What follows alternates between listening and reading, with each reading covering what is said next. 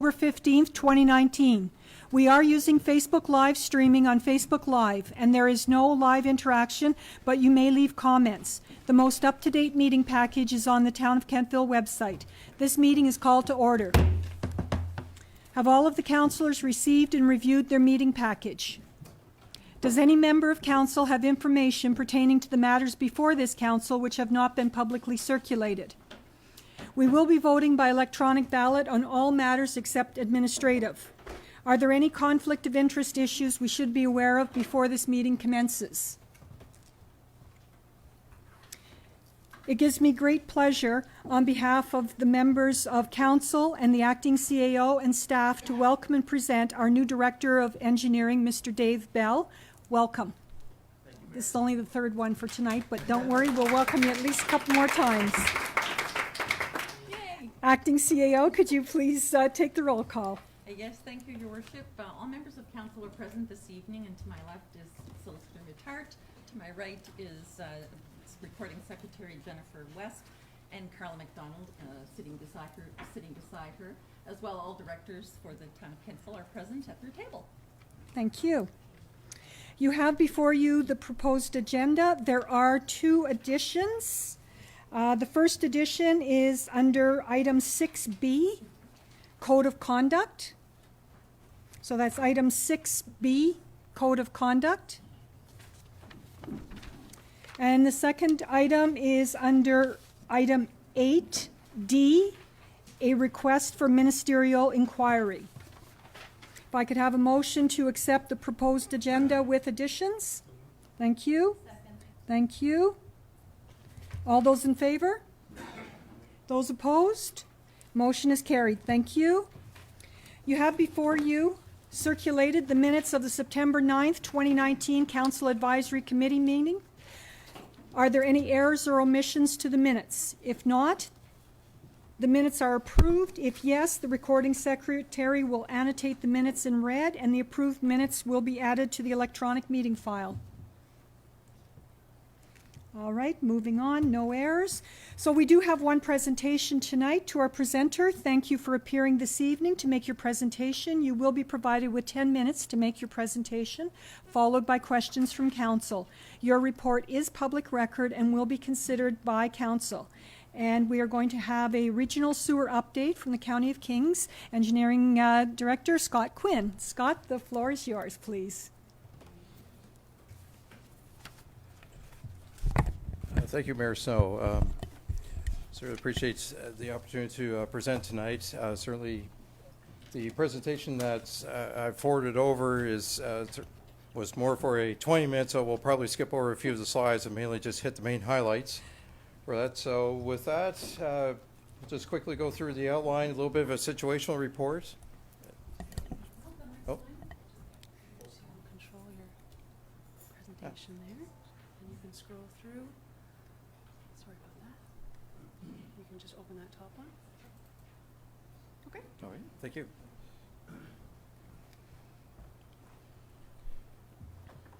So just for a way of quick background, the regional sewer, just give you a sense of the size of this facility. It's the treatment works located in the northwest quadrant of New Mines, just at the end of Jones Road and just a little bit east of Mill Dyke Road. So in total, there's over 20 acres of aerated lagoons that make up this facility. So it, in a lot of respects, it sort of acts as a small lake. It's effectively that size. But to give a bit of a scope of the catchment area, the trunk collection system extends from Colebrook to the New Mines Branch border, and its catchment area includes obviously town of Kentville, New Mines, North Kentville, Colebrook Branch, and parts of Canaan and North Alton, just to give you a bit of a sense of the scope of the catchment area. So all the assets are owned by the municipality, but obviously the town, along with the municipality and two other partners, consist of sort of the oversight partners in that facility. So, in coming back to the original thought of, since lagoons will behave similarly to lakes in that they undergo seasonal turnover, they'll sort of develop multiple layers within their And what we're trying to aim for is to get our aerobic bacteria, so the oxygen, and also obviously the less odor-emitting bacteria to the top layers, act as a blanket over the anaerobic side, which is generally where the odor-producing issues happen. But they're all very helpful in the overall treatment process. So we're trying to go more the aerobic side of things. Usually this plant has its turnover in the spring, usually about mid-May, usually lasts a couple weeks. And usually there's some odor, but it usually has been not too bad, and usually of that relatively short duration. But the challenge is always trying to find that right balance of operating conditions. Excuse me. So, unfortunately, this year we sort of had a number of different conditions that upset that normal balance that we would have seen. So, just as a quick situational report, the odor complaints originally had started coming in May and persisted through June and in July. Fortunately, the odor complaints seemed to have fallen off in August. Not to say we didn't have the odd airmen, but it certainly seemed to be getting better through that. So the initial issue, obviously, Kentville and New Mias were having issues. Kentville's situation seemed to improve earlier on, and New Mias still seemed to have some persistent issues beyond into the first half of the summer. So we have been investigating root causes. We have deployed some interim mitigation measures and are looking with our partners to looking at what our longer term options are. So through that, we've come to find that there hasn't really been one factor that we can just pinpoint that to, that there's sort of several key factors. That we have a reoccurrence of high strength discharges from industrial users. That part of our, we have an online real-time monitoring probe at RG5 down here that's definitely been tracking some of that. It's, as I said, it's the summer and the early fall has gone on. That situation seems to improve, but we're still getting airmen hits. We've also had rather unusual weather patterns through spring and summer, and also a number of weather conditions which have complicated things within the trunk collection system. So as mentioned, our tracking probe is monitored and has found some spikes at times from the industrial users. Also with the unusual weather patterns is that May, June were a lot cooler than normal, and it's also just the lagoons just never had a chance to settle down. I guess the easiest way to say is that it delayed the normal cycle, and also just extended the fact that the mixing that would normally happen during that turnover period just kept on going and going. And certainly we saw a number of other reports of other folks, like I say, particularly farming community, also had delays in their what was happening with theirs. We've also seen change in prevailing winds that have certainly not helped situation, and also as well, May, early June, we had some rather sharp spikes. That's very warm all of a sudden, quick, and then a rather just sharp transition into a very unusually warm summer. So all that together has sort of contributed to these issues. We've also think that given where some of the odor reports that we have received versus where the wind patterns were, we don't think it was just us over the course of summer, that there seems to be some discussion on possible source. One, we believe we've located sort of the co-op feed mill in New Mias. It's not to say that they're persistent. It certainly seems like lately their situation seems to have improved, but over the summer we had received reports of odor issues along the trail right by their facility, and we understand they are working with Nova Scotia Environment to resolve that issue. So with the summer unusually warm and humid, it's made it harder to keep oxygen levels within the lagoons. Also, again, with the extra industrial surcharges, not helping the situation. And also as well, just with the, I say the rain patterns have been less frequent, but when they do come, they're very sharp and very, very severe. So design always sort of allows for a certain amount of infiltration into the system. You can't make a 100% tight system. So we have a certain amount. Given those weather patterns, we didn't even necessarily get the infiltration we would normally design into the system. So as a result, a lot of our pumps and that didn't necessarily have time to cycle like they normally would. So the material sat in the pipe for a long time, longer than normal, causing it to get a little bit. So in short, we had a lot of weather conditions working against us in May, June with our high strength discharges. Late June, early July, it seemed like things were starting to come around.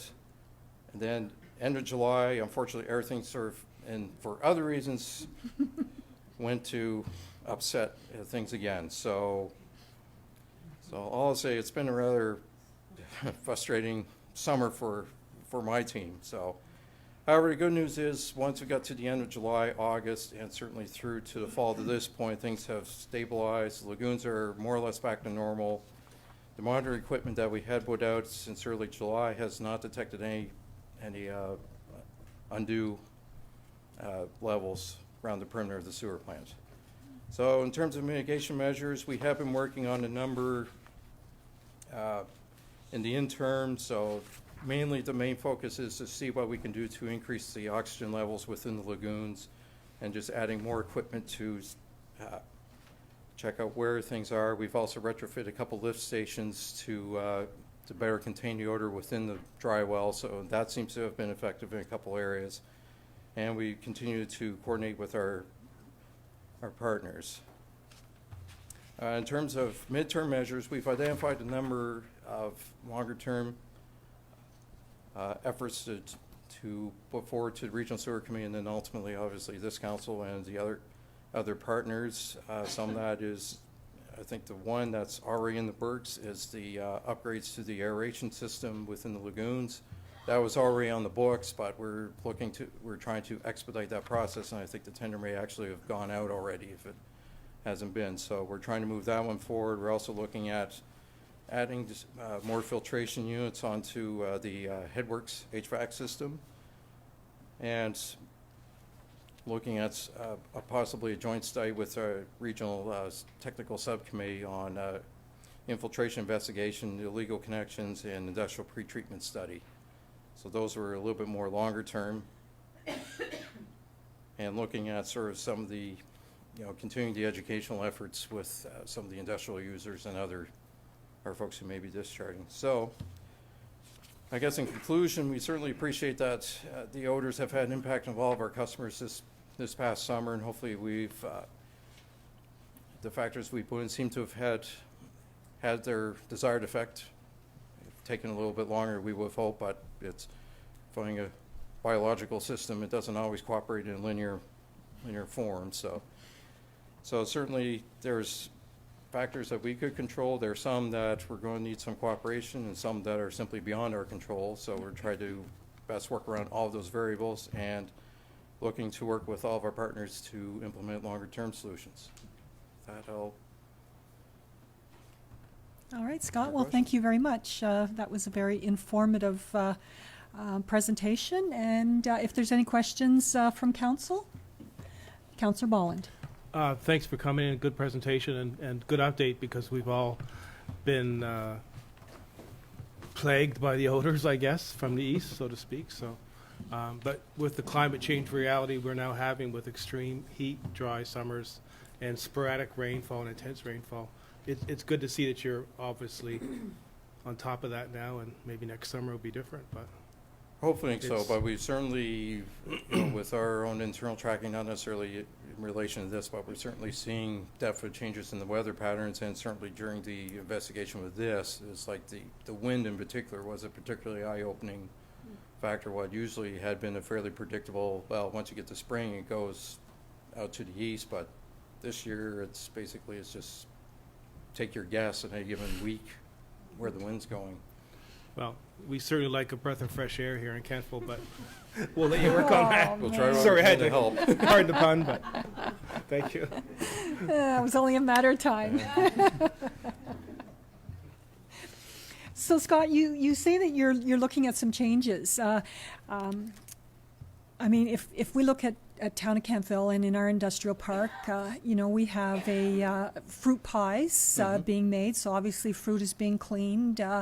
We have the Ocean Crisp is prepping fruit for going elsewhere. We have a cannabis grower, so I'm sure that there's something going in the pipes from there. And then, if we go down further down the valley down to Numinus, then, we're looking at potatoes, and potatoes can tend to be pretty dirty. So are they pre-scrubbed before that hits our sewer system? Or I would say they're certainly trying their best to. I can't say they've been 100% compliant on that. Certainly some of their process, and I know they've been trying to change some of their equipment around the last 2 or 3 years, and are trying to get some of that online. But obviously, with new gear, it's like there's a bit of a learning curve. So they've obviously, from what we can see, they've had a couple upsets this summer as well, just because of it's chalked up to a learning curve on their end from that. But certainly, it's like, as you say, there's a number of sources between, as you say, the starchy nature of potatoes on the one end. You've got between, in a lot of respects, a lot of grease and fat from a number of other sources that all contribute. It's like Right. the plant can take a fair bit as it is. It's just a question of not doing so much all at one time. It can, and that, so it certainly complicates things on the operational side. Okay. So one more question before Deputy Mayor, sorry. So if as customers, in our own homes, if poop, pee, and TP are the only thing we put in our toilets, are we helping out? Yeah, certainly in theory, the plant, if it was just residential, it could probably serve most of Dartmouth Okay. as it stands in terms of capacity. But it's always that question of how you balance off the industrial user. So it's like, obviously, what they send is quite a bit stronger than what the average person's going to send out. So it's Of always course. trying to carve out enough that to allow them to do their business, because obviously there's benefits to the community for them to do that, but also making sure that we aren't polluting our natural assets as well. So it's always a bit of a challenge. Certainly since I've been here, it's always been an ongoing conversation how best to address that. Okay, thank you. Deputy Mayor. Thank you, Your Worship. Thank you, Scott. Very good presentation. I think it's always important to note about the technical committee that we have that sits on, it's on the Regional Sewer Committee now, and that would speak to some of your questions and queries. And it's a well-oiled committee for sure, and they seem to have a good grasp on things. We'll So be it's great work bugging your over new the summer. director before too long about Yeah, another yes, one. welcome today. Thursday morning, 10 o'clock is one of our first meeting. Yeah. Yeah, so I think it's important to note about the technical committee for sure. So, yeah, thank you. All right, thank you. Are there any further questions for Director Quinn? None? Thank you very much. Thank you. All right. If you just press the top corner button, perfect. Right. Excellent, thank you. So Dave, you didn't know you were being welcomed to Sewer Committee this week as well, and you will be issued your roller skates later to get from meeting to meeting, no problem. Okay, all good. So we will move on to our department reports and recommendations. Directors will present their reports and will be accepted into record in one motion at the end of the reporting. Specific recommendations will be moved individually as necessary, and councillors may present questions and comments to the directors at the end of each presentation. So Director Kroll, if you can take off a couple of your hats and put on your finance one, we'll move on to your director report, please. The lovely bonnet tonight. All right. I'm pleased to bring you the report for the month ended September 30th from the Finance Department. You can see in the middle of the first page some of the updates from the Finance Department. The only one that I'll bring up tonight is the request for proposals for external audit services was released on the provincial procurement site and on the town's website. And the closing date for the proposals is October the 23rd, 2019. And hopefully we'll have a recommendation to council at the end of November. First coming to CAC in November. Regarding the town operating fund on the revenue side of the ledger, of course, the benchmark this month is 50% of the budget would be consumed if everything was averaged evenly over the year. Revenue exceeds the average at 83.8% recorded at September 30th. The tax levy is reporting at 99.8% of budget, so it's just about 100%. Payments in lieu of tax from the federal government has been received, and it was received $7,052 over budget. We're still waiting for the province of Nova Scotia to pay its grant in lieu, although we have received payment from the Kings County related to its rental of the provincial property on Cornwallis Street. Services to other government records the Kenfield Police Services seconded officer, and we have, and it also records services provided to Kings County for snow removal and cultural and recreation. At September 30, only 1/4 of the secondment was recorded, along with 100% of the county's share of the library lease. Under sales of services, this records the reallocations to other funds, and it's updated by journal entry. It records 5 months of sales of services by Kenfield Police Services for background check services, and it also records 6 months of services provided by the Finance Department to Kenfield Volunteer Fire Department. Under revenue-owned sources, fines, fees, and rentals, interest and miscellaneous revenue. This is what that section includes. Fines and fees and permits is reporting above the guideline due to the collection of animal licenses, taxi licenses, and provincial court fines. Interest income at this time exceeds the benchmark due to increased deposit interest, and rentals will report below the guideline for the bulk of the year as the arena ice rentals count for the larger portion in this section. Under unconditional transfers, the province forwarded the first quarter equalization payment in June, along with the annual Power Corporation grant, and the NSP HST rebate arrived in July, slightly under budget. Under conditional transfers, 25% of the provincial law enforcement is recorded, along with 80% of provincial cost sharing for active living. Recreation Nova Scotia forwarded cost sharing of $680 for attendances at conferences for some of the rec staff. Rotary Club of Kenfield gave the Kenfield Police Service $800 to purchase new bike helmets. Valley Waste Resource Management also returned consulting management fees paid by the town last fiscal year, and all of these are unbudgeted. They were unexpected revenues this year. Under financing and transfers on the revenue side of the ledger, all budgeted transfers from various reserves have been transacted. On the expenditure side of the ledger, we're still looking at the same guideline. 50% would be expended if everything was averaged evenly over the year. We're slightly above that benchmark at 52.9% expended. Under general administration, it exceeds the yardstick due to change in staff complement in September. In addition, we've paid insurance premiums and bulk purchases of office supplies, and that's added to the indicator. As well, 75% of the mandatory payment has been issued for assessment services, and 100% of tax exemptions related to Sections 69 and 71 are recorded. Under protective services emergency measures, this exceeds the benchmark due to wages and materials used regarding post-tropical storm Erin in August and Hurricane Dorian in September. Under transportation services public transit, this exceeds the benchmark but reflects the payment schedule forwarded by King's Transit Authority. The town received its share of the 18-19 deficit position of $17,407, which will also add to the budget overage. Payment to Kings Point to Point is complete for the year. Under environmental health services, this exceeds the benchmark but reflects the funding schedule set out by Valley Resource Management Authority. And environmental development services planning and zoning exceeds the guideline due to the payment of annual insurance premium and conference attendance. Under recreation, administration exceeds the benchmark due to the expenditures related to summer staff and payment of the annual insurance premiums for liability and vehicles. Under programs, this exceeds the benchmark because most recreation programs are held during the summer months. Cultural exceeds the yardstick as 50% of the mandatory provincial funding has been made to the regional library, along with full payments of budgeted grants to cultural organizations. Under financing and transfers, expenditures, debt charge, principal exceeds the benchmark but reflects the debt repayment schedule, and transfer to allowances and reserves exceeds the standard as all transfers to various reserves has been transacted. Capital paid out of current revenue is partially expended. The summary of outstanding taxes, this Schedule C, that's the next report. As at September 30th, 92.5% of the 1920 levy is collected. This compares to last year's figure of 92.5%. Total property tax outstanding as at September 30, 2019 is $720,181, and it's very closely compared to last year's figure of $713,000 and some odd change outstanding last year. This equates to 92.3% collected in total at the end of September, and this compares to last year's percentage of 92.2%. Schedules E and F reflect the Perpetual Investment Fund, and this is the fund for the month ended August 31st, 2019.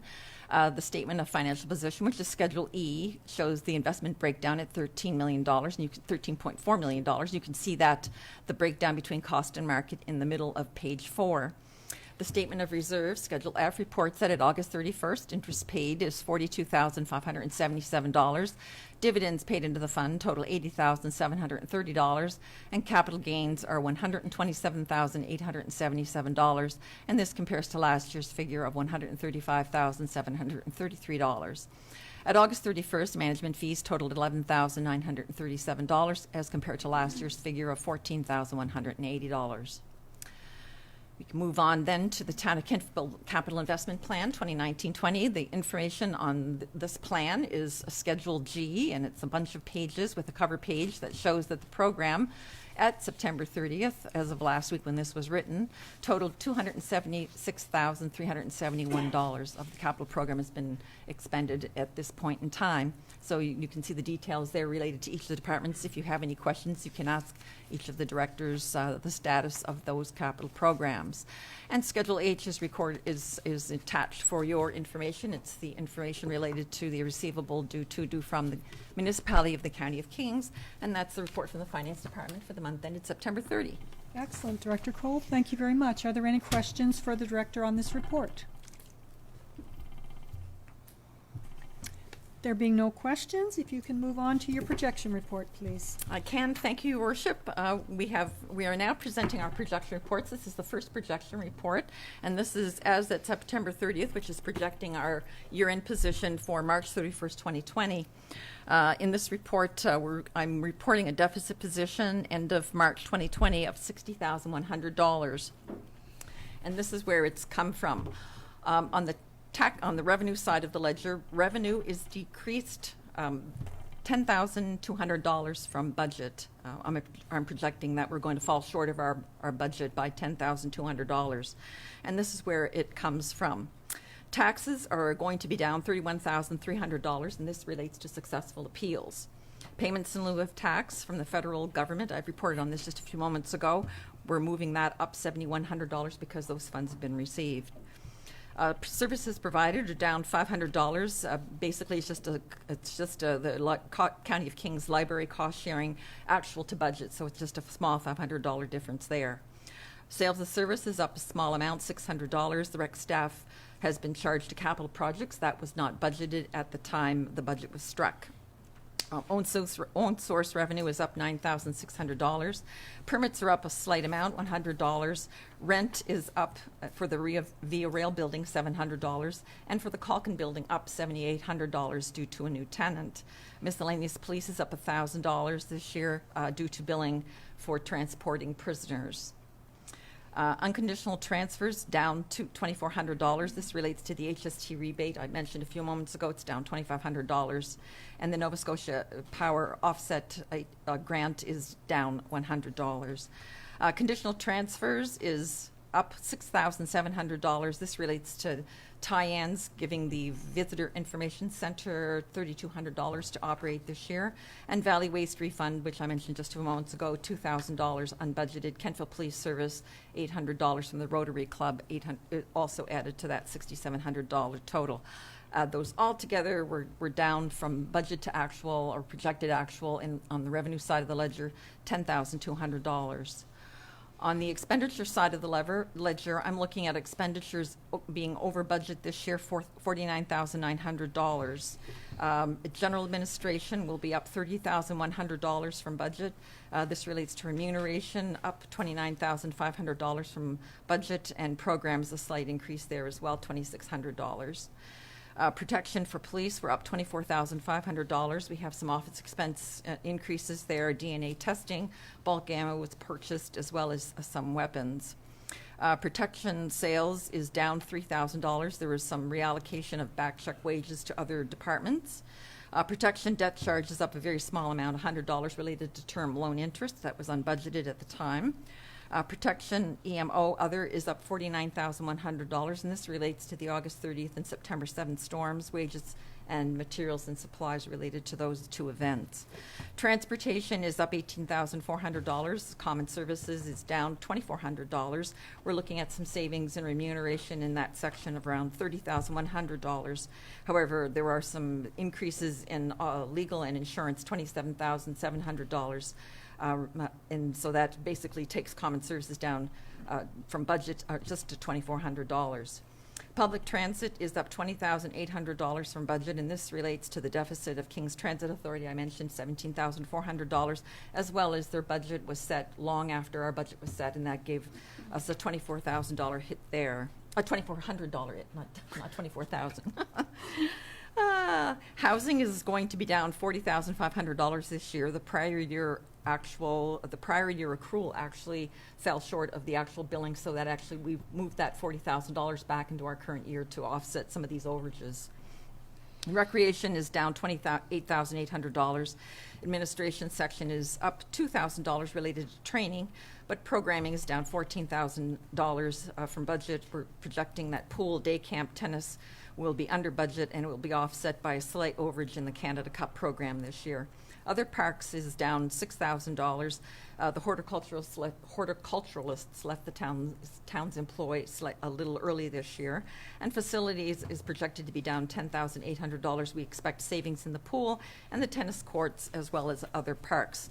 So the projected increase in expenditures, we're looking at projecting a $49,900 increase, which adds to our deficit position. We're looking at a deficit projected at March 31st, 2020 of $60,100, and that's my report. Excellent, thank you. Are there any questions for the director on that one? Councillor Andrew, please. So $60,000, when you look at our overall budget, doesn't necessarily sound like a lot, but we also have responsibilities to run pretty close to the line. So how do we remedy that kind of deficit? We are often in this position at this time of year.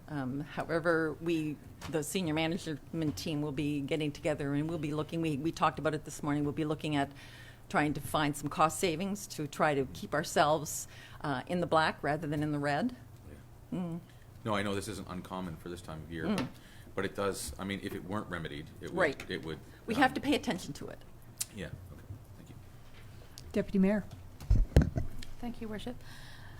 Director Kroll, under the protective services there, which is one of the largest pieces that we're exceeding our budget by, the $49,100. So none of those items obviously there's no kinds of, nothing through insurance or anything like that can be repaid back.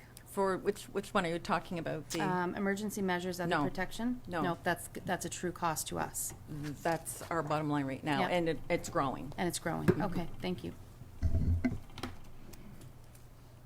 All right, moving on, very good. Director Gentleman, you're up next.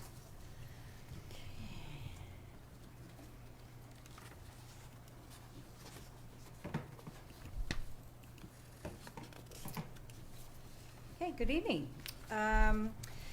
For the month of September, 11 development permits were issued for a building valuation of $564,000, or just slightly over $564,000, bringing us to a mid-year total of, actually it's not mid-year, we're on a calendar year with these numbers. So anyways, for this year, 2019, almost, $18 million, over $18 million in building valuation. We processed 2 subdivision applications. There were no dangerous or unsightly premises complaints this month. Zoning certificates, we issued 1. Special event permits, 4 were issued. And that will be coming to an end this year at the end of the month. And no vending permits were issued. Still hasn't been any additional movement on the Goose Cap Curling Club. A call has been put into them, but I think that I'm not really sure what's happening with that. The former KCA lands, the engineering drawings had been submitted last month. Our consulting engineer and superintendent of public works, and now our new engineer, had some comments that were sent back to them. They're working on those, and we hope to have some of those small revisions to the engineering plans submitted, and they're hoping to put some of that infrastructure in this fall. Green Parsons Developments have had their footings in, and stormwater plans have been signed off by the town. Additional permits were issued for the main, two main structures. Hopefully, we may be looking at a third one soon. All parkland fees have been paid, which is intended to be used for a trail at the back that will create a trail from the development down to the Kentville Trail. And just following up from last month, working with developers in town to have them come into compliance with the parkland dedication requirements. We just have one developer that we're still working with on that, but that's a good thing. And staff have been working with the River Street landowners to acquire an easement over their lands for a dike wall work that will soon be underway as part of our floodway mitigation program. And again, various mapping and GIS support continues with the GIS tech and just day-to-day operations. Excellent. Thank you very much. Are there any questions for Director Gentleman? All right, Bev, thank you. Are you doing the community and economic development, or? I can do it, or she can do it, but, Well, I don't have it here, but I do have a copy of it. no, that's okay. No, I can do it. Okay. Okay, shall I continue? Yes, please. So this is the report from the Community and Economic Development Officer, Lindsay Young, under Programs and Operations. Fall marketing campaigns are ongoing. Pumpkin people are making up the bulk of what is out there now, although our last Navigate ad is running currently and wraps that program up for the year. Requests for sponsoring of fundraisers and special events through the purchase of advertising are up significantly this year, and those types of advertising purchases have been suspended for the remainder of this fiscal year in order to preserve the remaining budget for regular advertising campaigns. Under projects, the landscaping work on the retaining wall around the new gateway sign has been completed. The final work remaining at the Kentville Public Garden site includes the installation of benches, lighting, and signage, and completion of the water feature. An official ribbon-cutting ceremony will be scheduled later, perhaps postponed until spring, although we're talking with the Recreation Department about potentially hosting this year's Torchlight Parade in the garden. Stay tuned for those details. A downtown signage project is now in the design phase. The signage plan will deal specifically with new, more welcoming, brand-compliant signage for Center Square and the new public garden space. Purchase and installation of the signs will happen in phases, some this year and some next year.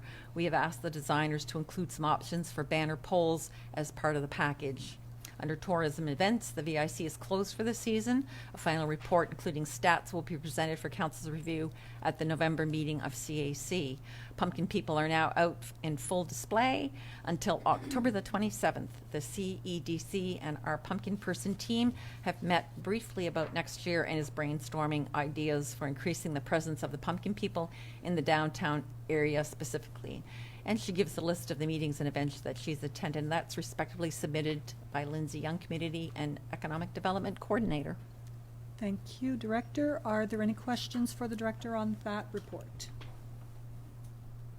None? All right, then we will move on to Parks and Recreation Director report. Director Bedingfield, please.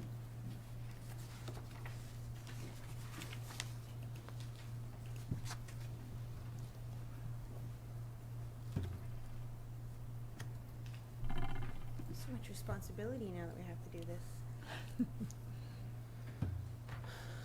Did it? It's good. Okay. All right. Good evening, Council.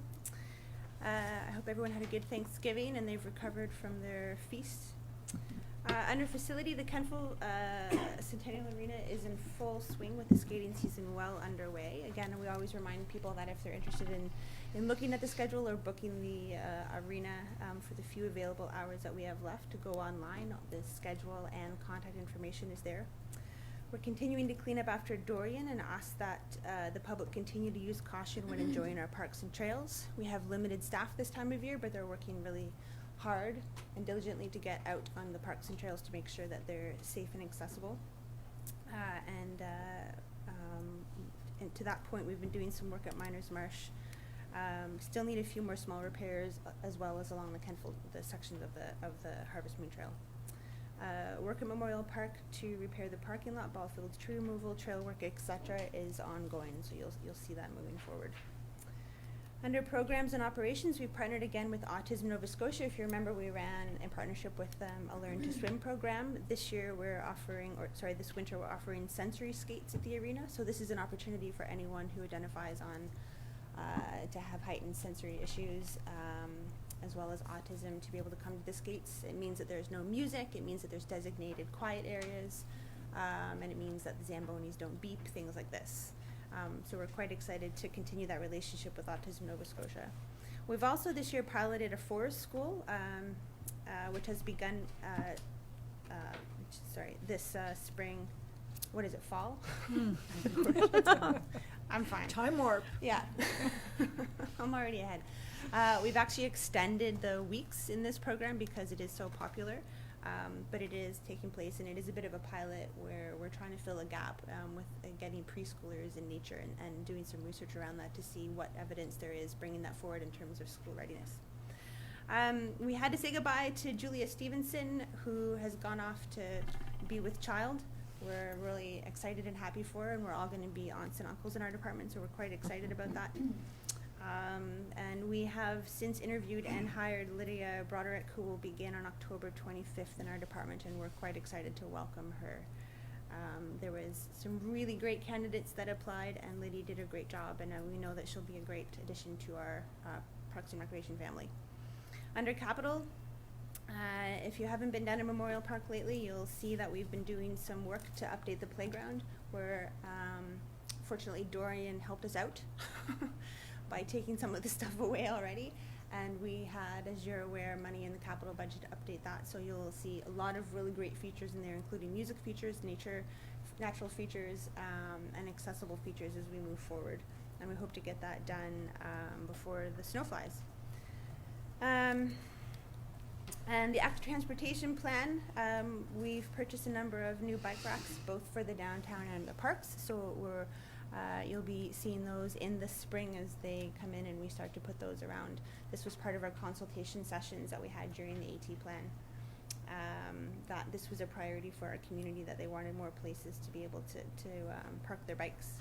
Under public engagement, there was no purposeful public engagement this past month. You can see all my meetings there. Nothing really too exciting. Other than the Kentville Ravine Advisory Committee is starting to ramp up a little bit, and we are making concerted efforts to reach out and partner with our local Indigenous community to move forward on planning for the Kentville Ravine space. Under council-related items, the big piece of information is that our active transportation plan recently won a Planning Excellence Award. This is our department's first planning award. All about recreation. Technically, it's a town-wide plan, but that's fine. We accepted the award. But it was the Atlantic Planning Institute, and we're really grateful for the work of staff, our consultant, Upland Consulting, and our community for providing feedback to this plan. And that's my report. Excellent. Thank you very much. Are there any questions for Director Bedingfield? I guess not. Well, Councillor Andrew. It just dawned on me that we have talked a couple of times, and I know that we've talked about the safety going from Klondike into Miners Marsh, and I know that it meets required standards and all those kind of things, but it has come up a couple of times, and if I ever get caught there, walking right there, it's not uncommon. Like, it's happened probably half a dozen times at least. You get caught That walking there? I get caught by someone saying, "This is really dangerous here," and so there's a feeling there. So I don't know. I know we just talked about the fact that we don't have a surplus right now. But there is. I just want that on record, I guess, that is an ongoing concern that some citizens have, and I know that you've been contacted, and there's some citizens who've made it. It's a big issue for them, but it's hard, especially with the seniors residents up the road and seeing elderly people walk down there, and having little kids myself. There is like kind of a feeling that when that bamboo dies, you could easily, just roll into the river. And so I'm just, no plans to do anything. Well, there's nothing budgeted this year, but Yeah. Okay. we can see how we end up. Okay. Deputy Mayor. Thank you, Worship. When I go running in there, people interrupt me and say the same thing about there not being a railing there. But I explain to people that, maybe they could take walking sticks or and not that we can provide them down there because they may stay there or they may not, who knows. But I think if each person had a couple of walking sticks, it's fairly easy to maneuver down. It's only like a slight slope, but that's just a recommendation or a option for people. So are you two talking about the same thing? You're talking about the slope from Conduct onto the boardwalk, and you're talking about the boardwalk itself? No.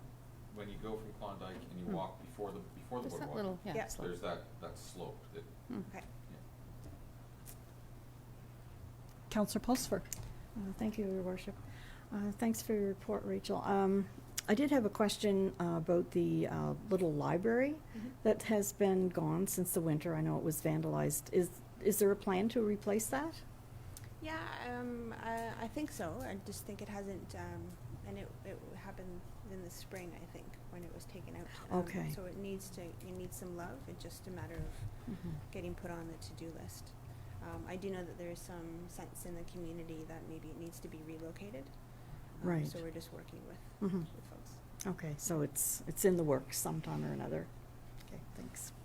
It was always a community-led initiative, so Yes. we're really looking for the guidance Right, from the community, right? yes, yeah, thanks. No further questions? Thank you very much.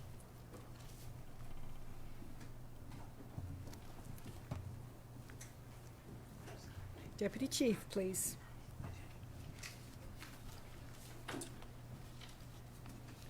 Good evening, Your Worship, members of council. Chief Chiquetto sends regrets for absenteeism tonight. She's in a conference in St. John's. I'm here to present a report that she prepared. So for the month of September, we had auxiliary officers that had a time of 106 hours of voluntary time from our auxiliaries. Training hours, we had 150 plus training hours, a lot of firearms training, their annual qualifications, that sort of thing. We had 164 vehicles that were checked on the road. 28 warning tickets were issued. 59 summary offense tickets were issued. 88 hours of foot patrol were logged. 36 criminal code charges, and we responded to 310 calls for service through our dispatch.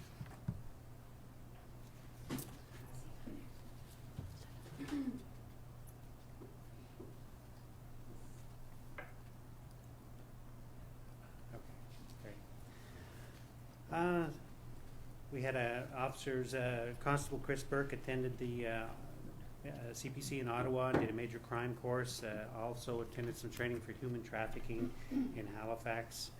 Some of the meetings are listed there. I won't go through them all that the chief had attended. Some of the events that took place this past month, we with the Historical Society, we went to the Rupert Davis Memorial dedication there, and that was a well turned out event and very well done. We participated in the lockdown drills at KCA and NSCC. NSCC would have been with the RCMP. And we hosted the Nova Scotia Chiefs of Police Conference at the Old Orchard Inn in Wolfville, Greenwich, and that was well attended and a good conference. We're still in the process of hiring 3 to 4 police officers, and they are to replace the members that have since left us.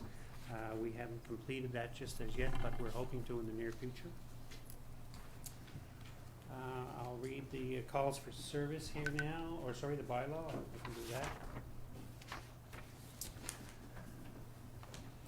We had 3 complaints of loitering. Assist police, Glenn assisted police 13 times through the month of September. He did 2 taxi inspections. There were no calls for animal control for Glenn. No smoking charges were issued.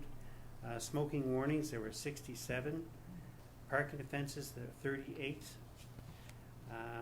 Parking warnings, 294. He was off for about a week this past month, so that reflects some of the stats that are lower than what they usually are. Calls for service. We responded to 22 alarms. That's up from last month. Parking offenses, we responded to 2. Mental health, we had 30. Traffic-related offenses, 73.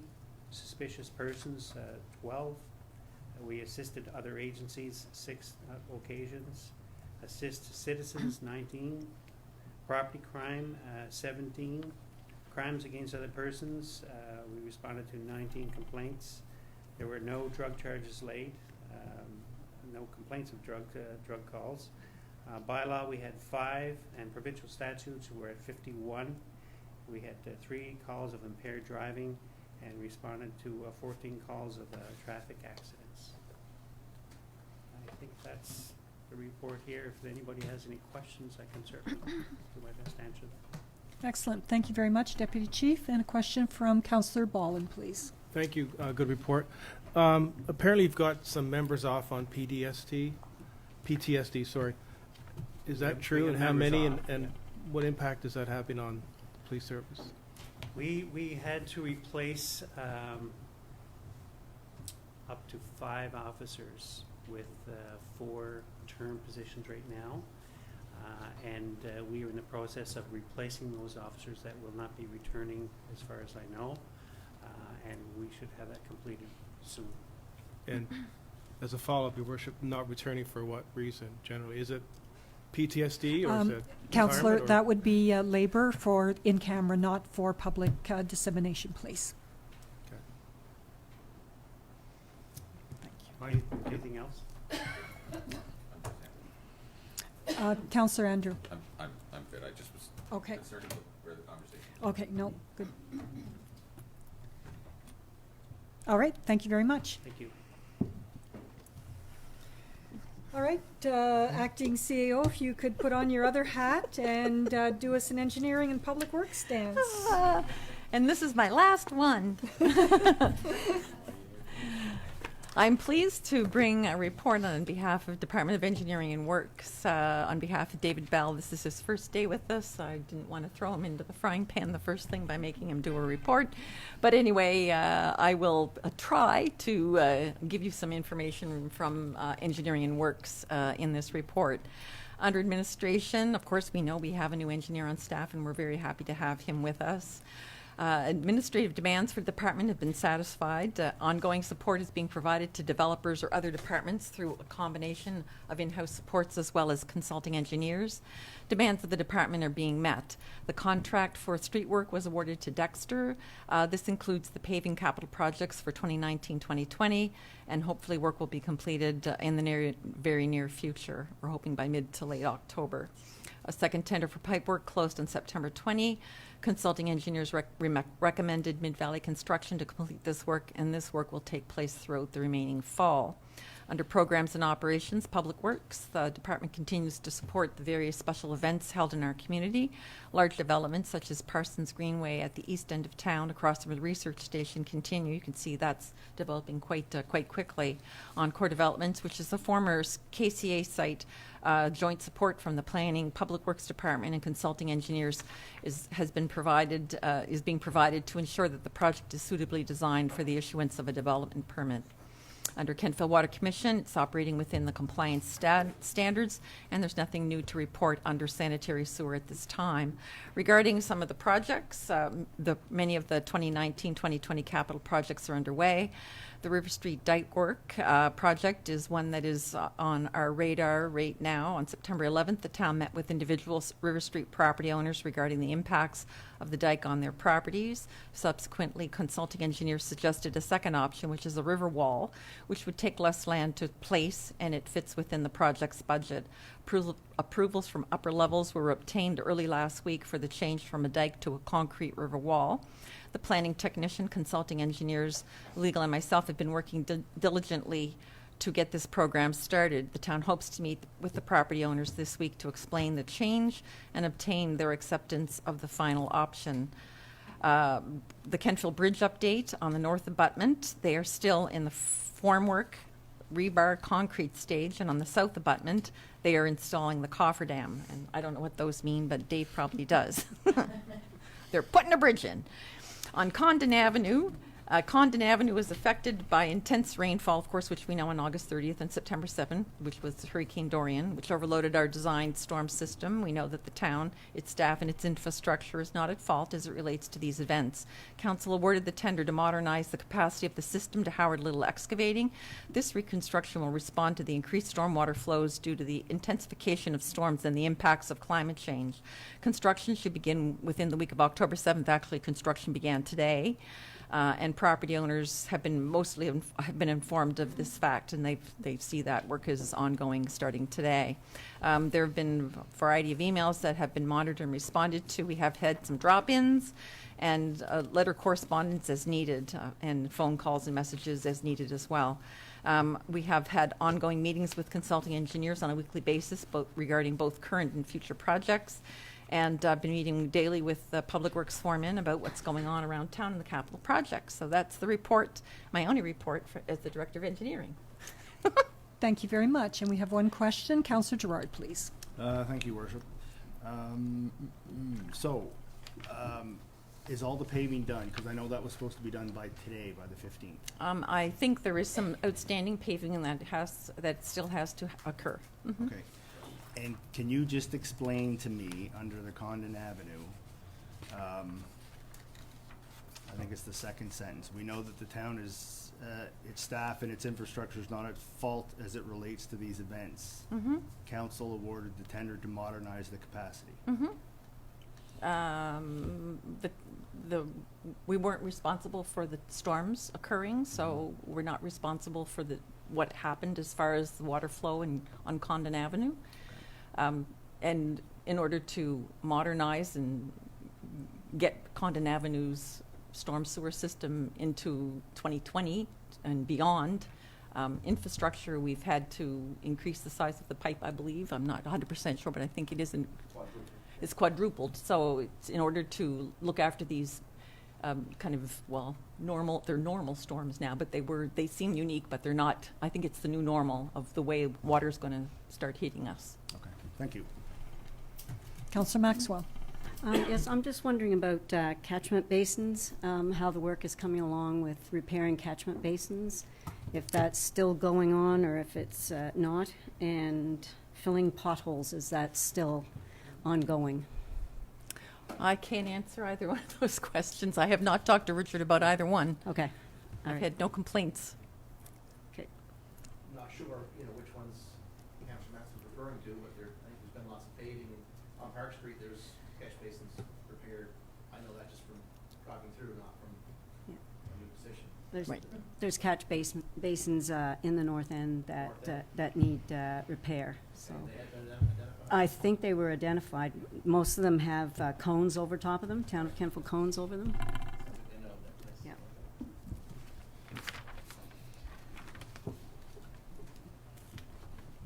Thank you. Acting CAO, Acting Department of Engineering and Works, Acting and Acting. Okay, now your other acting hat, please. What am I doing now? You're going to do your acting CAO Oh, what about for the the communication report. Communications report? Yes, please. That'll be your first one. Yes, communications report. That information is there for your dissemination. It was submitted by the communications team. Basically, talks about the ways the town communicates and the effects of the hits on our website, that type of thing. So it shows all the statistics there for you to view. You can take a look at all the page views and unique views and all that type of thing, see how long people are actually visiting our site. So that's there for your information. Excellent. Are there any questions on the communication report? None? All right, then moving on to your acting CAO report, please. Thank you very much. This is a report from the Chief Administrative Officer's Office, the Acting Chief Administrator's Officer's Office. Say that 3 times fast. Under administration, under Valley Waste Resource Management, legal action has been initiated between the parties in Annapolis County. I believe council is fully aware of that action taking place. Under King's Transit, there's nothing to report at this time. The Police Commission met on October the 4th. CAO was not able to attend that meeting. Under union negotiations, the APA, or the Police Collective Agreement, remains outstanding. Articles associated with compensation have been offered to the local, equal to what was offered to CUPE. It is hopeful that both parties will be able to return to the bargaining table before the end of the fiscal year. And we've heard nothing actually from APA for a few months.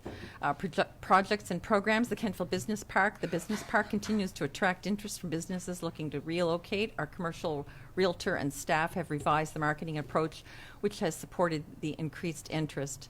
Under the Calkin building, the building remains for sale with the security of having a second tenant at market value. In the interest in the building from buyers has intensified again.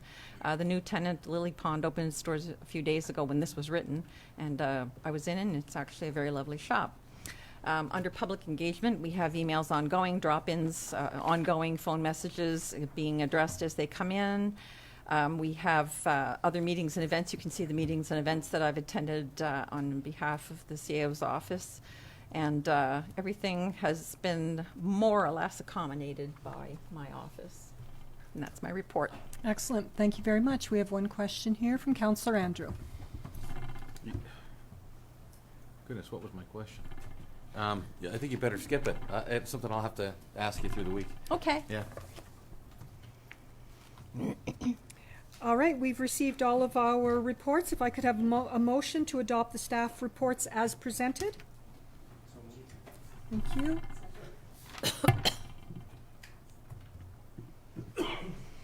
It's been moved and seconded that the staff reports be adopted as presented. All those in favor? Those opposed? Motion is carried. Thank you. All right, we move on to unfinished business, and our first item is capital projects update. CAO? Thank you. We have a report submitted by Jennifer West, the Executive Assistant on the Town of Kentville Capital Projects Update. This is here for your information. You can take a look. It's mostly a graph. I'm just trying to move this thing down here. It seems to have died on me. Oh, there it goes. You can see that it's a graphic. You can see that there's a key at the very bottom, a legend at the bottom of work is complete, work is in progress, or work is not started, or has moved to the next fiscal year. And you can see there's an awful lot of green things going on there, which means that we've done quite a few of our capital projects. Some are the work is in progress. Very few of them have been canceled, but you can see those ones. It's basically related to the bridge. Those particular projects have been put off till next year because of the timings of putting the bridge in. So you can take a look at that at your leisure, and that gives you kind of a picture in 1,000 words view of our capital program. Excellent. Thank you. Are there any questions with relation to the capital projects update? Councillor Andrew. Could I just go back and I remember my question. The line our commercial realtors. So do we have an ongoing relationship with the realtor based on the rate they provide, or is it property by property? I believe it's on the rate they provide, but I wasn't involved in engaging them, so I've had that question asked by a couple of realtors. We put out a it was a proposal. proposal, Yeah. as far as I know. Okay. And we had, I think they all came back and gave us a rate, and we went with the best rate. Okay, thank you. Yes. Thank you. Yep. All right. So moving on to our next piece of unfinished business with regards to code of conduct. Councillor Maxwell delivered 2 letters to my office, the first reporting a breach of conduct at the 30th of September council meeting, which will not be entertained as debate, and council proceedings are governed by Robert's rules and not the code of conduct. The second letter is with regards to comments on Facebook calling out 3 sites, only one of which is specifically named to the member of council, and all examples provided have been dealt with through the code of conduct. So to Councillor Maxwell, I ask you, what outcome are you expecting by this request? Thank you, Chair. I was looking for us to follow the code of conduct process when a formal report is made, and that would follow an investigation by Mayor and Council. All of the things that you brought forward in your second letter have already been dealt with by the Code of Conduct. So there is no reason to hold more Code of Conduct investigations, and Councillor Andrew has been sanctioned at our last meeting by the Deputy Mayor. By the meeting before, there was a letter that was publicly read, and we have dealt with all of the items that have been brought forward. So going forward, if there are new items, then they will be dealt with in the manner in which you have just stated, and with the new amendment which was requested by Councillor Gerard from our last meeting. I respectfully disagree with the chair. In our Code of Conduct section 4.151, under corrective action, it says any reported violation of the code will be subject to investigation by the mayor and council. And as far as I know, this council has not had any investigation, or I wasn't involved in it. Councillor, all of those items have been dealt with. Councillor Andrew was publicly sanctioned at a meeting on the 30th of September. What more are you asking for? What is your expectation, your outcome?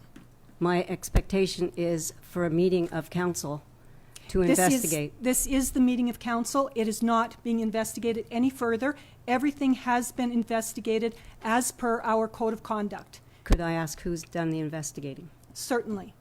Myself and the former CAO. Okay, thank you very much. You're welcome. Councillor Gerard. Thank you, Chair. I'm just wondering about previous code violations, and you know, going forward, are we going to stick by the code that we have? Because if we use the code that we have, you, Madam Chair, are in violation for not investigating previous code violations. But I have investigated them, and I've investigated them based on the information that you provided, that Councillor Maxwell provided, and the CAO and I sat down with the person in question and spoke of those things to figure out why we kept going to these places. And we feel that, or I feel, that we have achieved a place where we can move forward. At our last meeting, Councillor Andrew was publicly stated for all of his transgressions in this room. There's nothing more we can do to him. And to keep bringing up the exact same ones doesn't move us forward. It doesn't get us where we need to be as a council. So why is there nothing more we could do? It seems that we can supersede the MGA when we want to, and when have we superseded the MGA? We use Robert rules. In the MGA, it says use parliamentary rules. What do you think Robert's rules are? I understand that, but they're two different things. So are we allowed to supersede the MGA in certain things? Are we allowed to make our own stuff, our code? Does our code supersede the MGA's code? There is no code of conduct in the MGA, as you're well aware. The only code of conduct in the MGA is that if a member of council misses 3 meetings, then they are removed from their position of council. That's the only code of conduct in the MGA. So, number one, until tonight, how did Councillor Maxwell or any of us know that any of the previous code of conduct violations that we brought forward or sent to you in the previous CAO were dealt with? Why do you have to know? This becomes a personnel issue where behind closed doors it's Actually, dealt with. It doesn't. And it's been dealt with in this our chamber code of more than conduct, once. Issues of code of conduct of council are to be brought up aside from the initial meeting that you're supposed to have. Exactly. Are to be brought up in a public forum at council. They were all initials. None of them. That's why you asked for the change, and that's what I did. How are they all initials? You keep bringing up the exact same ones. Then it's not You're all all the way, initials. well, how do you keep sending me a Facebook from 2018 and telling me that that's a new event? That's not a new event. So you're saying I've only sent you one? No, I'm not saying that's, but that's what I'm trying to impart on you, is that unless these are new events, and they have to break the code of conduct, because you think that a word in an email or on a Facebook post is threatening does not mean that it's threatening. That's perception. I would like the solicitor to weigh in on this, please. There Sorry. really isn't a legal question being asked. I can make the comment that I understand the frustration with the code of conduct, and the code of conduct it's been described before as the only enforcement mechanism with the code of conduct is to reprimand counselors, and about the only thing you can do to them is remove them from committees, which may or may not be seen as punishment. But there really are no teeth to the code of conduct when it comes to penalizing somebody.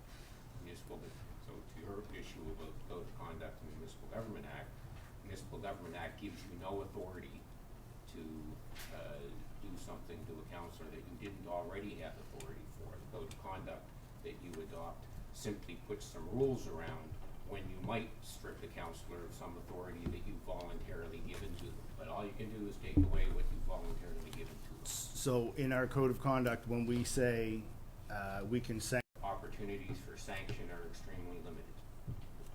You can't kick them out. They have a right to be here. So that I will go back to my original question, is what outcome are you expecting? So we've done everything that we can do. okay, I guess if we've done everything we can do, then I'm sorry, it's where we are, and this is why every time we go to NSFM and they talk about code of conduct, that until they give us teeth, there's nothing we can do about it. Ontario has actually moved to take away pay. The other thing is Facebook and social media. There is no ruling on Facebook and social media.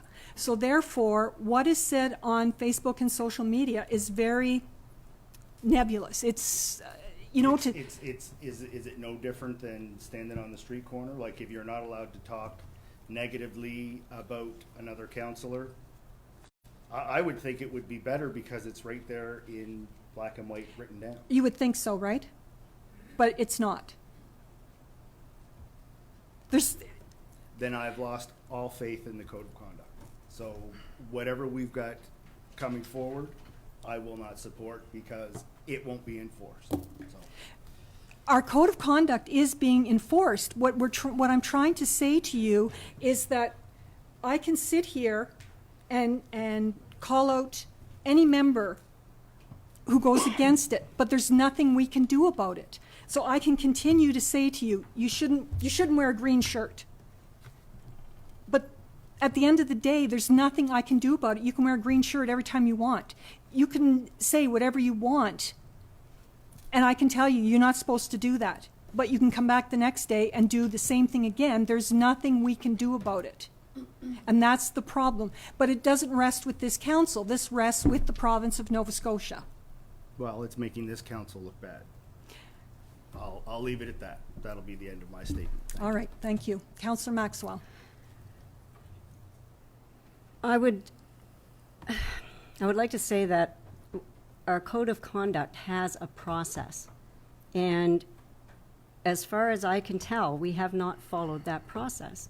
You get a formally written violation, then it should be investigated by the mayor and council, then the council may impose corrective action, then the mayor initiates the corrective action.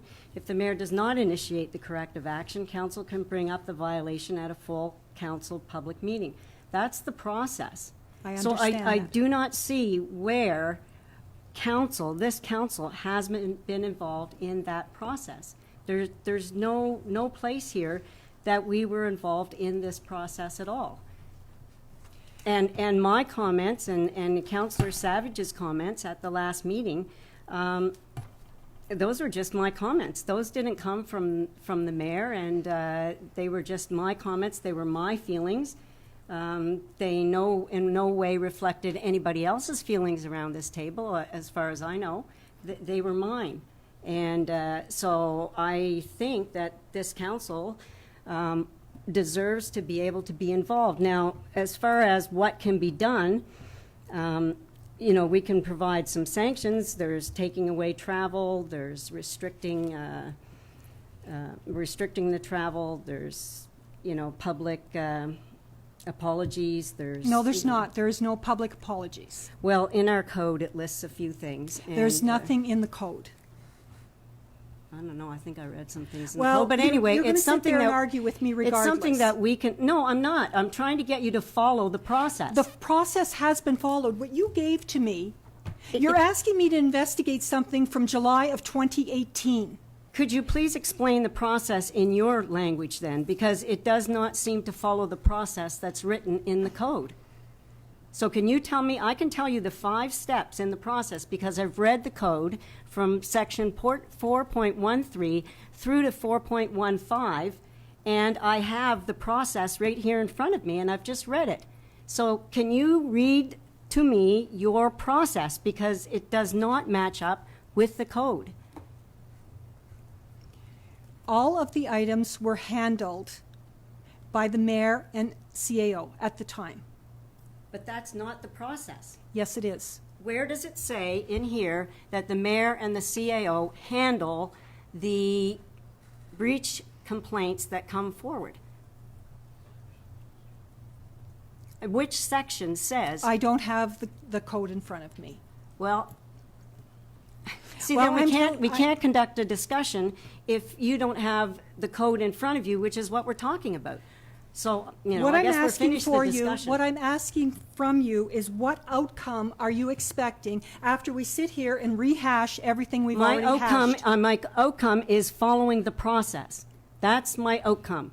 I would like to see the process followed. And what comes out of that? I don't know. Nothing could come out of that, or something could come out of that. But right now, the process has not been followed. So, this council could sit down with the mayor and say, look, we've done everything we can do. There's nothing that can come out of this. Okay, fine, done. But we were not given that opportunity to be engaged in the process. The process has not been followed. Or the council might recommend no FCM travel or something. And you would initiate that. But at no place has this process been followed. And I understand that if we had a meeting for the mayor and council to investigate every single complaint that came across the mayor's desk or anybody's desk, as far as code of conduct breaches, that could become a very cumbersome process. But we don't have an HR person. We don't have an integrity consultant. So it's very important that the mayor and the council review those code of conduct breaches, because if it's left to one person, it should be a body that's not involved in making the decisions. It should be somebody totally separate from the mayor and council that does that screening. And I can understand that's frustrating. Well, then we'll have to make changes to our code of conduct based on what you've just said. Yes, definitely we need changes, but there is a process. It's not like there isn't a process. Previous council has followed this code of conduct. We can follow the code of conduct. This code of conduct was built by this council. This is not the former council's code of conduct. Oh, I don't remember ever sitting down and building this, because I believe the language in it should have been changed, because I wouldn't have put 14 or 4.15 after 4.13. So, I don't know, Mayor, but there seems to be a big problem here with this, and I think it's something that maybe we need to sit down as a group and we need to look at a rewrite. We need to look at what's presently there now and move forward. Would you take on the task of rewriting this code of conduct. If that's what council determined need to be done. But I think that we should sit down as a group. We are sitting down as a group, and this is the only way that we will sit down as a group to talk about any infractions. No, I'm Yes. not talking about infractions. I'm talking about rewriting the code of conduct. I think that should be a group process, not left to one person. I think it should be a group process where we sit down and we look at the code and what changes need to be made in the code, and we make recommendations and we bring those recommendations forward. That's what I think we should do. And I could make a motion if you want that the council gets together and looks at the code of conduct and looks at rewriting the code of conduct. So to start it, do you want to do it individually first to look at what's there, or do you want to start with a blank sheet of paper? Well, I mean, it's no good just to start with a blank sheet of paper. We have a working document in front of us. I think that's where we start from. We start from that working document and we look at what changes need to be made and we go from there. So then each person takes it away as homework first? Well, we could have a working session, a working group where we all sit down together with a copy of the code and we start from there. Are you making that motion? Sure, I'll make a motion. Okay. Yep. So our motion is to conduct a policy working group, Yeah. and that each counselor Is involved in that. will make a process. a document review prior to the meeting? Well, they can if they want to, sure. I mean, if you bring a red line, Yeah, can do that. and each counselor will provide red lines? Yep. Do you have a time frame? Before November council meeting? Oh, no, I think people are busy. This is October, Yeah, but let's go with January. okay? For deliberations at CAC in January? Sure. So, Your Worship, Yes? before that motion gets set in stone, this sounds like it's intended to be a special meeting, probably of CAC.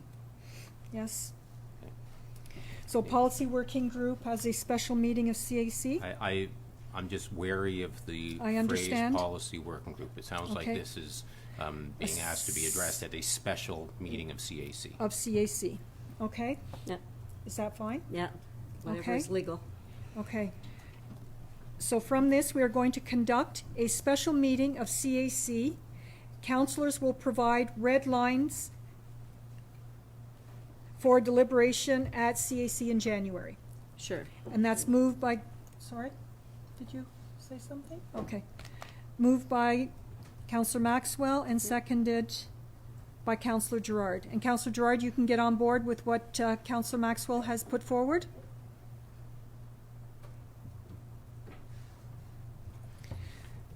So we have a motion that has been moved and seconded. Is there any discussion? Counselor Andrew?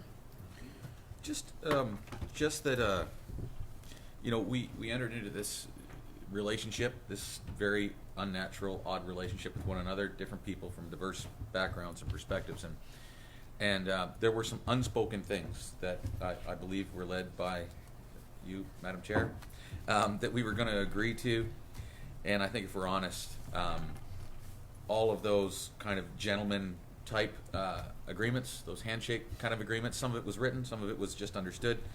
A lot of that was thrown out of the window with a lot of failure on the part of most people around this table. I may come from a totally different world, not planet, but obviously mindset than some people around this table, because when I have a problem with someone, I go talk to that person. And I've invited that from members of this council. I've said, come to me, talk to me. Never has that happened. Never. In fact, there are people that have shook their head. Oh, I have no problems. No problem at all. And would I be safe to say that there have been 100 times that people have come to you and the former CAO Counselor Andrew did this, he said this. 100, 200, 500 daily? I mean, it's insane. And I've heard it from staff. It's insane. Anyway, I'll leave that there. I would say to the two counselors who have the biggest issue here, you already found a clever way to have me removed from a committee. As the one person who sat in the back of a police car in my life, I'm the one person who's been on the other side and knows that that's not pleasant.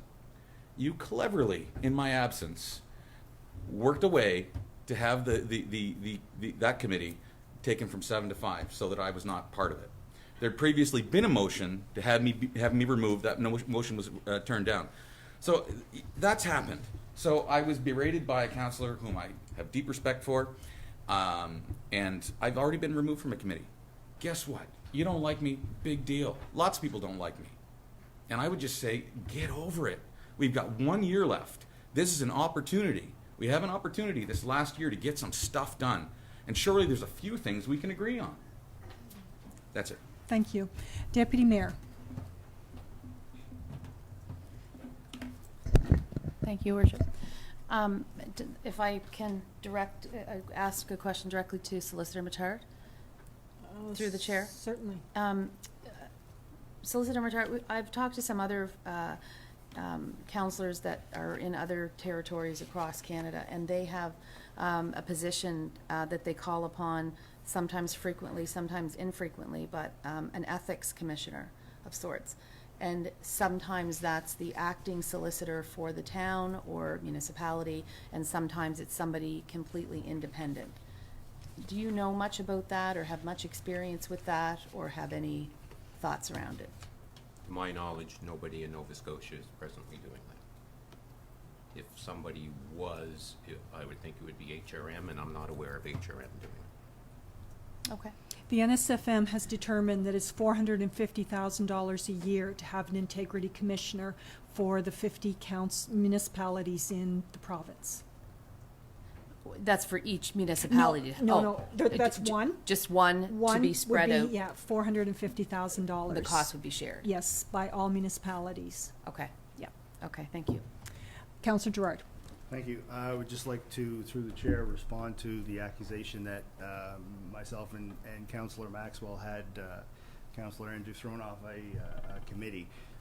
The police chief, I had absolutely no knowledge of it. The police chief was the one who suggested going from a 7-member to a 5-member police commission. So okay, the accusation is false. All right, thank you.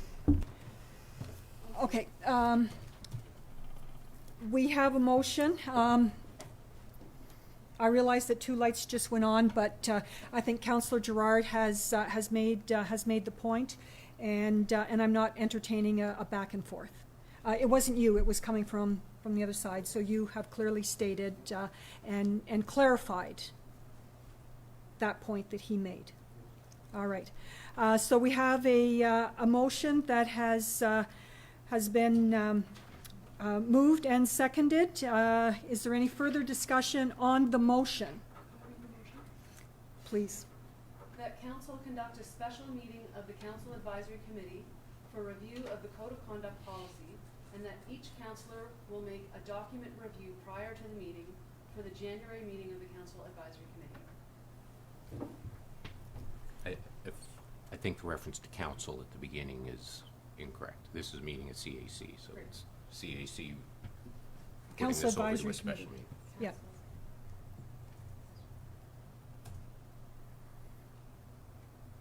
Okay. Are you putting it up on the screen? Are you ready for the question? Have you got the screen? That was a new one. Yeah.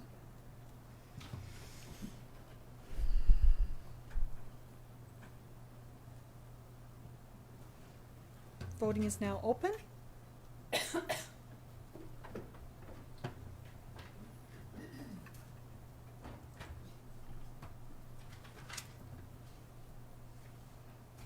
Voting is now closed.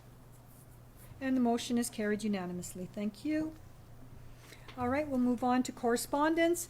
The acting CAO received a lovely phone call from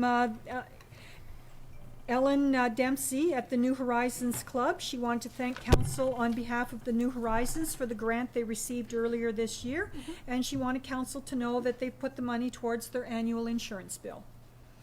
All right, so we'll move on to new business. I would say based on our previous motion that 8A is superseded. Is that okay? Moving right along. Our next item is to remind you that deputy mayor elections will occur on October 28th, 2019, so our next council meeting. And on to item new business 8C, the River Wall Project. And acting CAO, if you could take us through that, please. Thank you, Your Worship. I forwarded a memo upstairs late today regarding a capital project that has been budgeted in the 1920 capital program. It's River Street flood mitigation. It's located under the transportation segment of the capital budget in the town of Kentville. It is denoted as flood mitigation - River Street, and the amount of the budget is $175,000. The project is part of the National Disaster Mitigation Program. This is a federal program, and the town has received 50% funding, or $87,500 related to this program. The remaining funding is scheduled to be come from the town as long-term borrowing, and if you recall, we passed those temporary borrowing resolutions at the end of September. It is imperative, under the discussion section, is imperative that this project begin construction by the 1st of November, or the window for building will close due to inclement weather. Should this happen, the town will likely lose the funding from the National Disaster Mitigation Fund, as this project has already been carried forward for 2 years.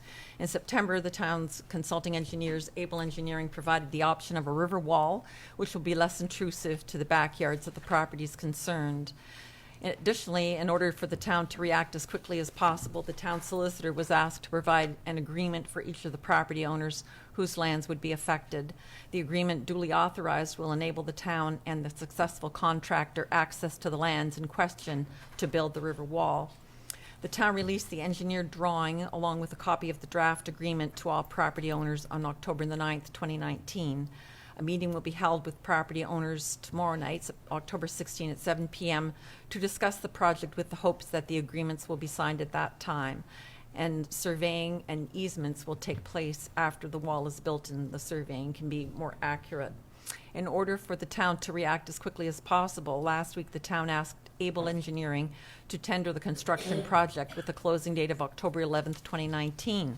5 tenders were received, with the prices varying from $152,910 to over $500,000.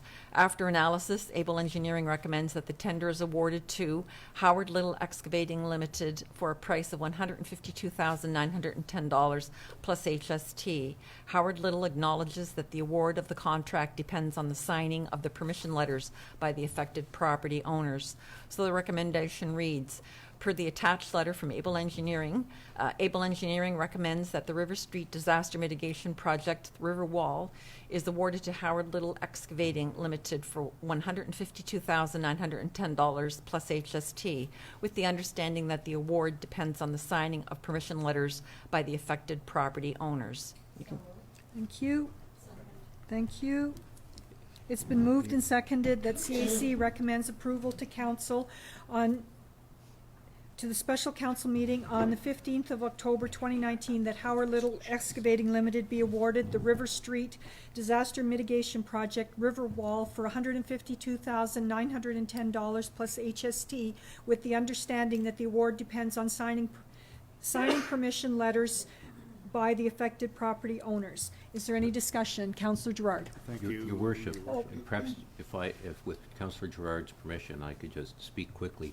Just wanted to explain a little bit more around why the survey work is waiting.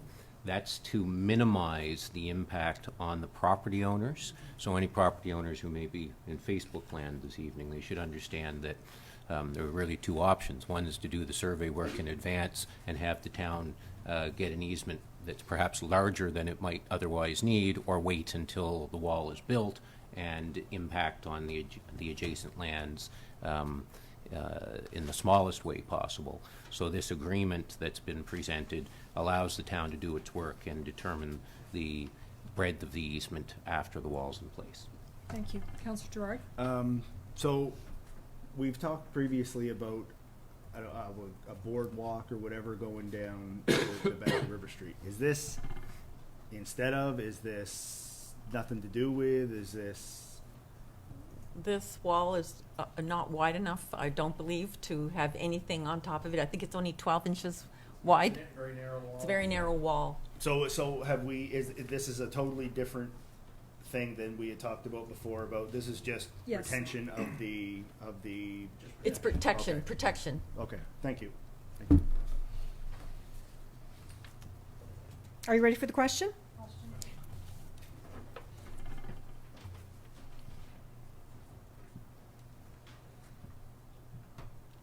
Voting is now open.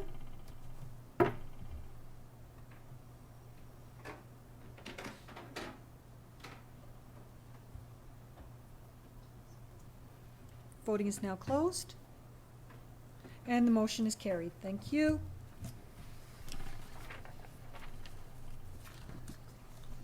All right, we move on to new business. Item 8D, a request for a ministerial inquiry. Councillor Andrew. All right. So I'll do my best to give a little bit of background Thank you. here. I have a habit I got in the university of titling documents, and I initiated this process during what's referred to the last week of September, is referred to as Right to Know Week, and the slogan was "Your government, your right to know." And Mayor Snow, members of council, and citizens of Kentville. This council has had a fair number of interpersonal challenges from the outset, but by and large, we share a love for Kentville. In spite of our challenges, the town is thriving with a great array of people who call this home. Kentville is a great place to live and is poised for even greater growth and prosperity in the coming years. A number of members of this council have campaigned on honesty and transparency, and the following motions are an opportunity to assure that we are facilitating good governance, either clearing the air or exposing unethical behavior. At a time when citizens are expressing concerns, this is an opportunity for us to have a fresh start. Many people have followed the matter of development possibilities for 118 Oakdean Avenue, either with great interest or concern. While I do not intend to speak for or against any concept the council was to have evaluated objectively, there appears to be reason to doubt the property was subjected to fair and objective decision-making. In several cases, councillors demonstrated complete ignorance regarding concepts for the property, in which they either failed to read the information that was included in their council packages or were deliberately misleading the public. The suggestion of a conflict of interest is a very serious matter, suggesting unethical and perhaps illegal activity on the part of members of this council. To suggest that the departure of a councillor from council chambers is even remotely on the level of possible conflict of interest violations is absolutely absurd. It is worth noting again that my departure from council chambers on September 30th was preceded by the following note to all of council in reference to attacks on Mayor Snow by email. Hello all, or hey all. This council has become increasingly toxic, and this disgusting display of disrespect has taken us to a new low. This has become a downright abusive working environment, and I may therefore opt out of participation in meetings for my well-being with this group until people can behave with some level of decency. I may not ever use antiquated terms for the mayor. I often forget to even call her the mayor. But I find it hard to tolerate the level of disregard shown here for the office she holds. In my day-to-day work with people who have thankfully acknowledged character flaws and mental health issues, I never see this level of spite, pride, and self-interest. Deepest regrets, John. It has been a challenge to balance service to the town and my role as a poverty/housing advocate, which strikes me as a sad reality. Nonetheless, council discussions have made it clear that fellow councillors have likewise struggled to distinguish me from a particular civic address, a development concept, a local charity seeking to develop not-for-profit housing, and marginalized people in general. Perhaps a newly configured council, or a council a year from now, might view the possibilities for 118 Oakdean quite differently. It was my early experience as a councillor that informed me and motivated me to recommend that Open Arms, where I serve as executive director, initiate a not-for-profit venture to combat the housing crisis. Virtually all of the conferences the town of Kentfield pays for us to attend had an element of education around housing, diversity, affordability, and accessibility. If council wishes to disregard the education and direction we receive at these conferences, perhaps, sorry, my eyes are very bad.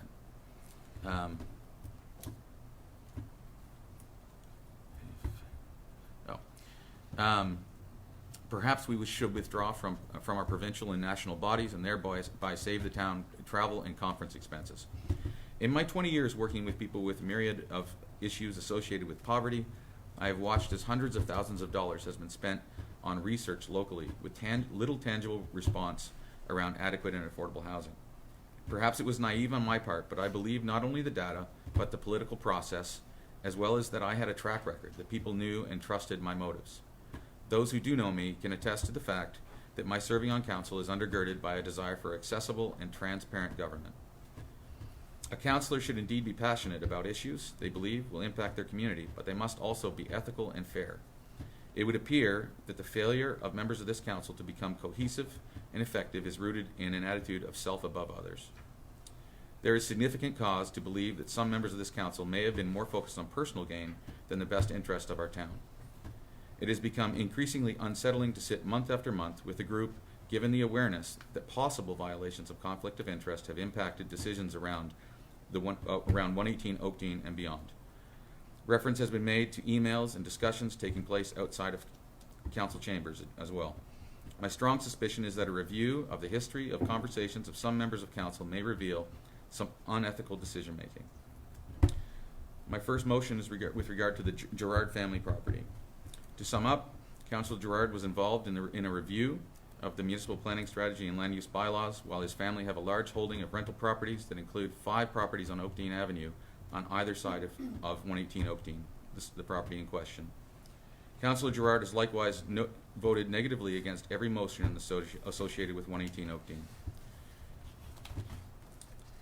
So I recommend or request, I'm not sure what the wording is there, the council endorse a request for ministerial inquiry into alleged conflict of interest with regard to Councillor Craig Gerard concerning his and his family's large residential property holdings that includes 5 properties on either side of 118 Oakdean. Councillor Gerard has voted negatively against every motion associated with 118 Oakdean Avenue, and further that the inquiry evaluate possible attempts to further, and that's one of 2 motions. So moved? So moved. Do I have a seconder? Sorry, I don't know if I should call point of order or not. I'm not sure that this is the spot for this. It has to be done in open council. If I might. Sorry. If I might. Sorry. It's the spot. I leaned into the mic because I was waiting for the spot for me to speak. The first part of the councillor's motion has to do the Municipal Conflict of Interest Act. I'm not sure what the last part, where he thinks that falls within the Municipal Conflict of Interest Act, because the inquiry that's being asked for has to do with contravening the provisions of that act. So you need to make sure that it falls within that act. And the first part of it clearly does. I'm not sure where he thinks the last part of it falls within the act, and thus it could be problematic from that perspective. And so I make those comments for what they're worth. So that the last councillor can sentence? take that into account. So you're requesting a ministerial inquiry be made into alleged conflict of interest? Correct. That statement, that sentence Yes. fulfills. Yeah. As I understand what's being said in the first part of the motion, it's that Councillor Gerard contravened the provisions of the Municipal Conflict of Interest Act by not disclosing one of the Don't we have interests to that say he must alleged? disclose. Do we not say alleged? No, the allegation is that he contravened it. Okay, It is an allegation okay. that he contravened the provisions of the Act by not disclosing a direct, indirect, or deemed pecuniary interest, to use the language of the Act, and complying with the requirements of the Act, which are to say I have a conflict and not participate in the discussion, and it was in the considerations of the development proposal and subsequent decisions regarding 118 Oakdene. If that's a fair legal revamp of what I heard at the beginning.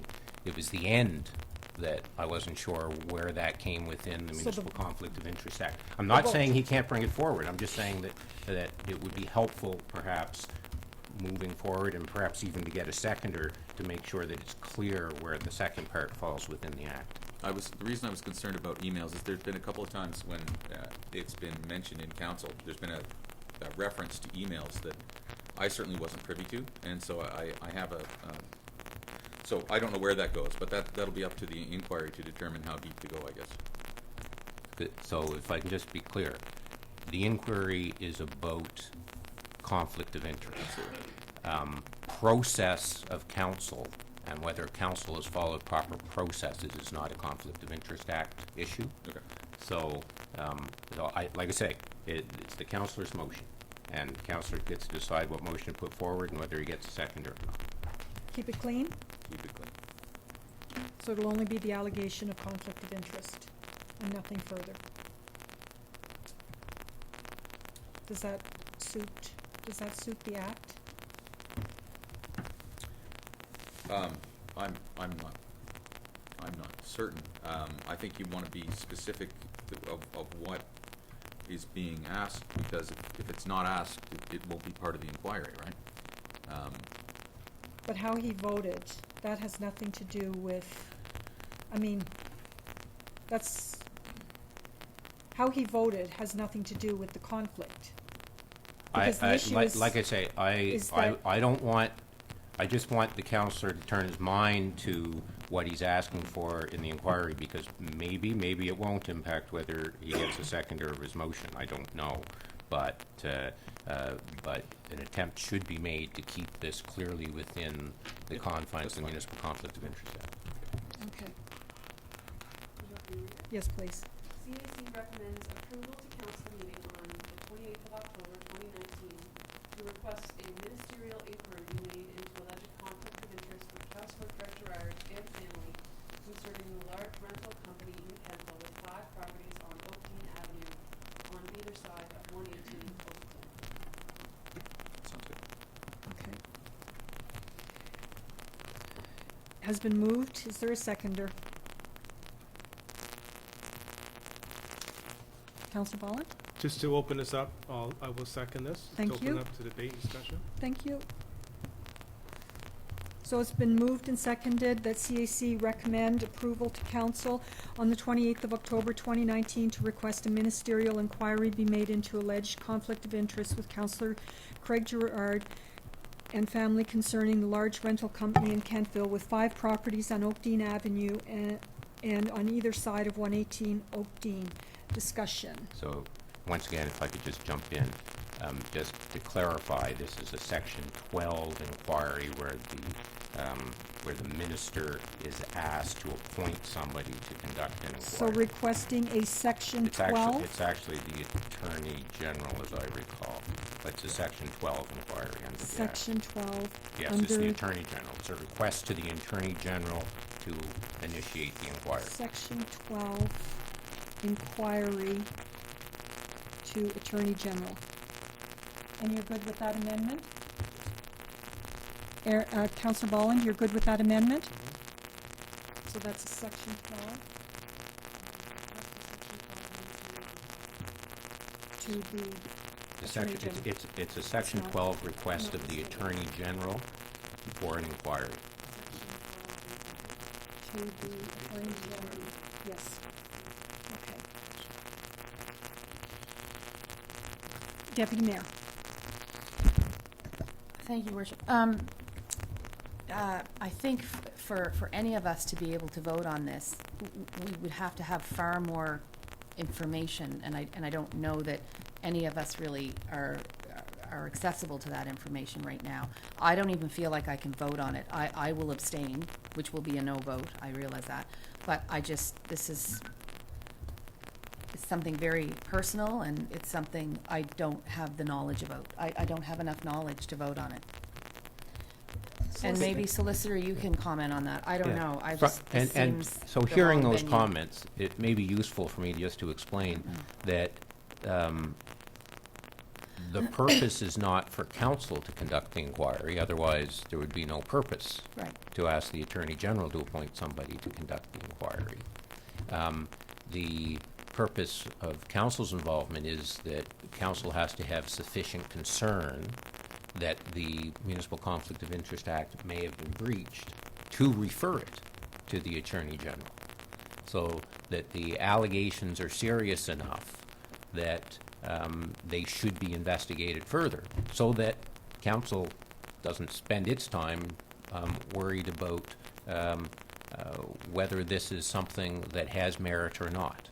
You get that independent third party to actually decide whether it has merit. Now, at the same time, you don't want to be seen to be the boy who cried wolf, right? Which is why council has to decide that there's enough to it to send it to the Attorney General. So you have to be comfortable with whether or not you have enough that it gets you over whatever your threshold is to be able to send it along to the Attorney General. And I have one more question, if you'll entertain it, Your Worship. And there is a cost to doing this, or the cost is for the account of the Cost is for Councillor the Andrew? account of the Attorney General and those involved, and the town is likely to have independent legal representation. Thank you. So there would be cost to the town, but the inquiry itself, the cost is the Attorney General's cost. Thank you. Thank you. Councillor Gerard. I'll just say two things. I don't quite understand how my family can be brought up in a conflict. They have nothing to do with this council. But the second thing I would say, this sounds to me, Councillor Andrew individually has the power to investigate me for a conflict of interest, or Councillor Maxwell for a conflict of interest, no different than any other citizen, by taking up their own legal. And it sounds to me like he wants the town to pay for his inquiry. That's all I'll say. Thank you. Okay, okay. And it was probably my error in copying. It should have been the family company as opposed to the family. Okay, what's the I- family company? I think, Rental? if I can, Okay, certainly. those alleged facts, I'll say alleged, go to the nature of the conflict that's been suggested. So and the relationships. So if the counselor is either involved in a company or has a sibling or parent involved in a company or in ownership, then then the specter of conflict gets raised. So my understanding of the motion is that that's all that reference was intended to say. It's not suggesting that those individuals or other companies themselves are in conflict, that those are allegations that support why you might be in a conflict. So- Hopefully I That wasn't how, enunciated that that was, properly. the transcription wasn't overly accurate. Yeah, sorry. Councillor Maxwell. I was just looking here, but on our orientation material, and if I suspect a fellow councillor is in a conflict of interest, I could. And we have as a council collectively, as an individual councillor. And at the bottom it says, it's important to remember you cannot declare a fellow councillor in conflict. How does that apply? So Councillor Andrews not declaring he may be declaring somebody to be in a conflict, but that's not the purpose of the motion.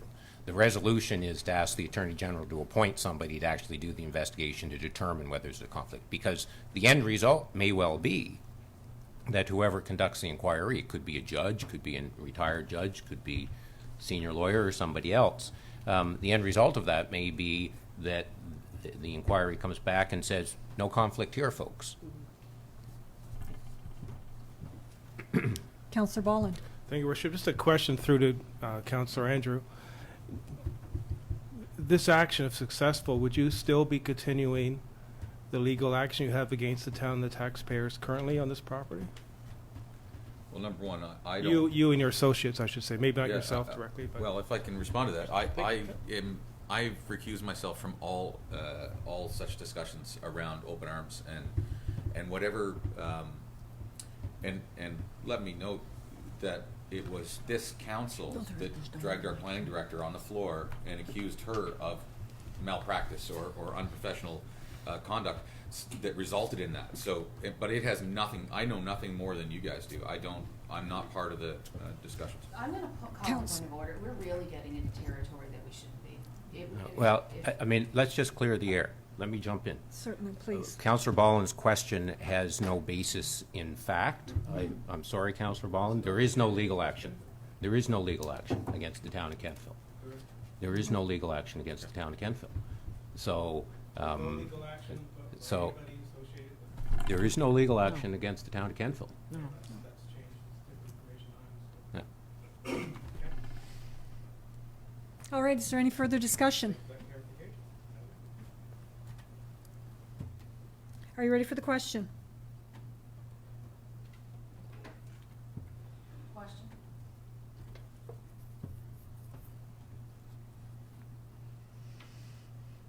Sorry, can you repeat the question? Yeah.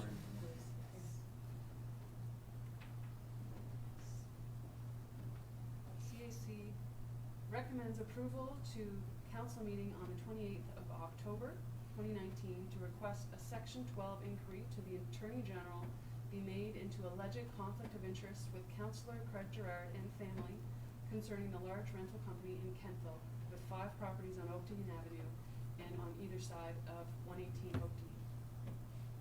Councillor Andrew, you have... I think the reading of that is problematic because Okay. I said with regard to Councillor Gerard concerning his and his family's large residential property holdings. Okay, that's That includes 5 my properties. error. Yeah. Because there's several different companies identified.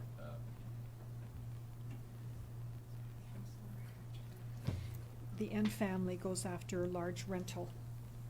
The family company. And large rental company, and large rental family company? Yes, it's a family company. Large rental family company, and then I remove this over here. Large family rental company, large family. The solicitor will look at it again. CAC recommends approval to council meeting on the 28th of October 2019 to request a Section 12 inquiry to the Attorney General be made into alleged conflict of interest with Councillor Craig Gerard and concerning the large rental family company in Kentville with 5 properties on Oakdean Avenue and on either side of 118 Oakdean. I think there was an excess "and" just after Councillor Gerard's name. It's Councillor Gerard concerning. Thank you. Okay, Deputy Mayor, you had something you wanted before? I called for the question, but sorry, I just have one more. I have a question. If this motion is defeated, does Councillor Andrew have the ability to move this forward on his own? Yes. Thank you.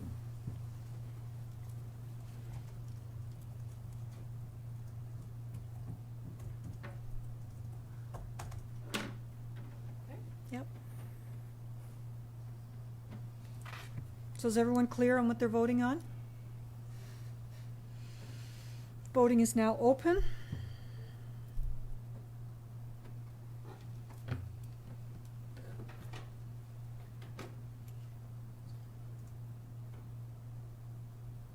Voting is now closed.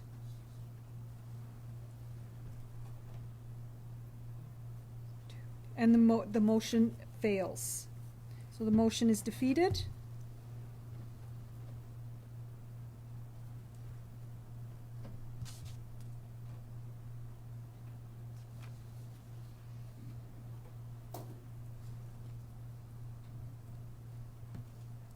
Councillor Andrew, did you want to proceed? Yes, please. We'll run into some of the same wording issues, I'm sure, with the next one. This one is regarding the Maxwell family property. Councillor Maxwell worked on review of the municipal planning strategy and land use bylaws and ultimately advocated for a development property belonging to her brother and against potential considerations for 118 Oakdean. In the end, council made an 11th hour changes in zoning to a draft document that resulted in the property belonging to her brother being upzoned, while the zoning upgrade that the draft had applied to 118 Oakdean was removed in the document that ultimately came before council. Councillor Maxwell has riled and campaigned against open arms and voted negatively on every motion brought forward regarding the group and aforementioned property. When called out on the matter of conflict regarding her brother's land and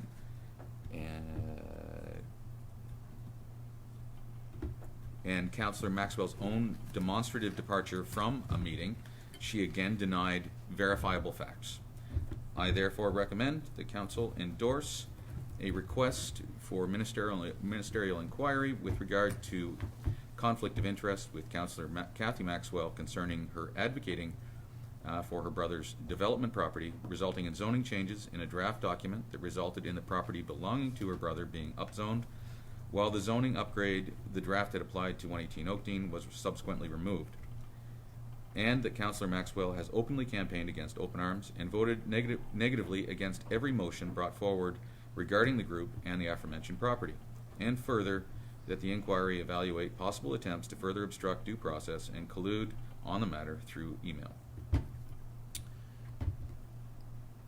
And So moved? So moved. And I understand we'll have to cut it up like we did before. So, yes, perhaps before we seek a seconder, clarify what the motion is. It needs to be clear what the, so the last part of it, I have the same comments as the motion regarding Councillor Gerard. On the first part seems to be of two parts. One is Councillor Maxwell and a family property, and the second part has to do with votes around 118 Oakdean, but it's unclear to me what the alleged conflict is around 118 Oakdean. I understand the rezoning, but I'm just not sure it's clear around 118 Oakdean. I think the suggestion just simply was that it was in the same region of town. The subject has been much of the conversation has been around the north end of town, and we're talking about a property twice the size, if not more, than the 118 property. I think it's actually 7 acres, and that property now is in a position for a large multi-unit development. It was not before.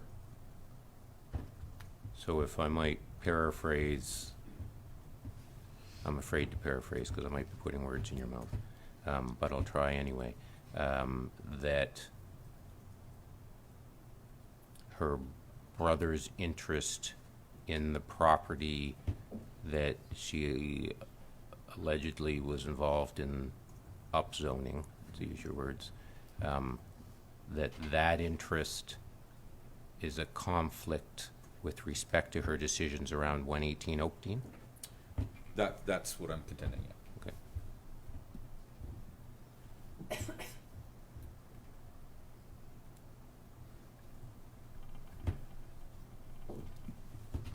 Did you get the first part?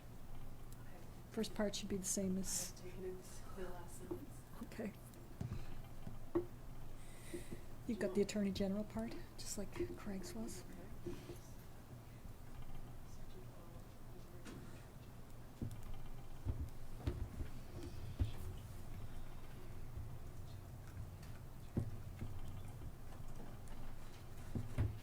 Should I read? Yes, please. Are you able to put it up, what you've got drafted? Yeah, but these are my draft notes, so Yeah. it doesn't necessarily look pretty. Thanks. Visually, it just sometimes helps when we're, Mouthful. instead of just listening. CAC recommends approval to council meeting on the 28th of October 2019 to request a Section 12 inquiry to the Attorney General be made into alleged conflict of interest with Councillor Kathy Maxwell concerning advocating for her brother's development property, resulting in zoning changes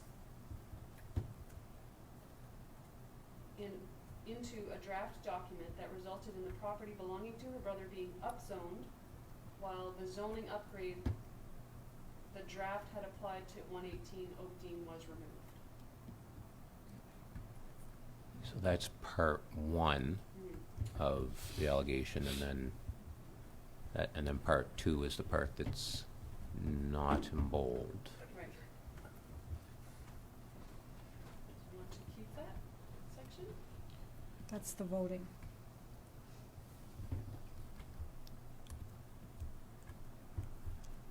I think from what Councillor Andrew has said, that's part of the allegation. Perhaps after the word concerning in the third line, you could put a colon, and then the advocating for part could be A or sub 1, and the last sentence could be sub 2, if that satisfies Councillor Andrew.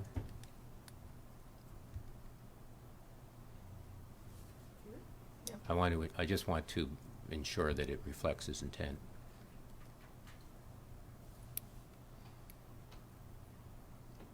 Is that correct? Yes.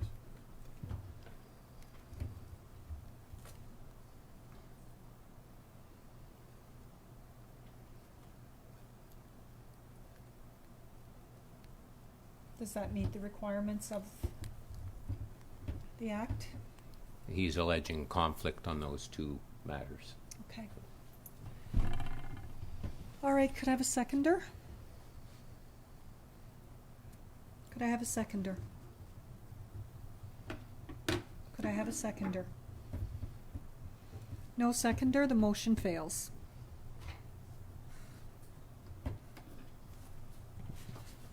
All right, moving on.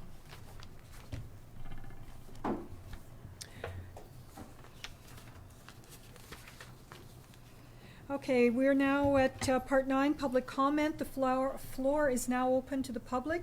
Please state your name and address, subject matter. You will have 10 minutes. Good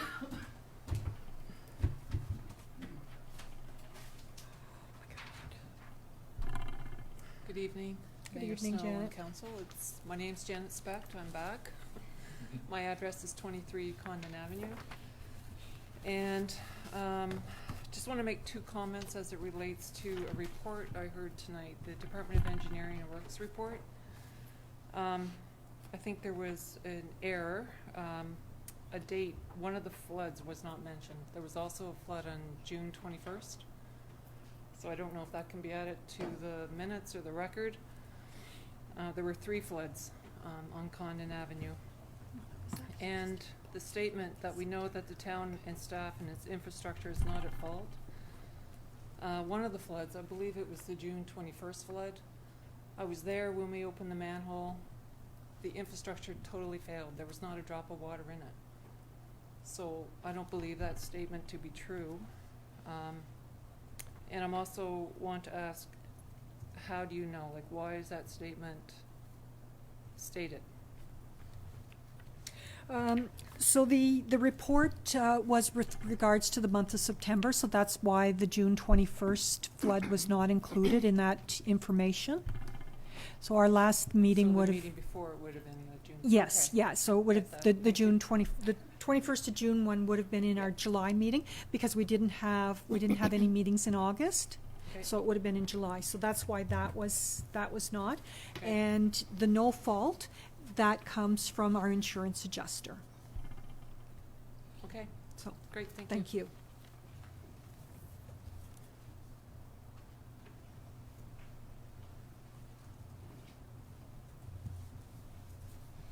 Hello, my name is Marisa Davidson. Can you hear me okay?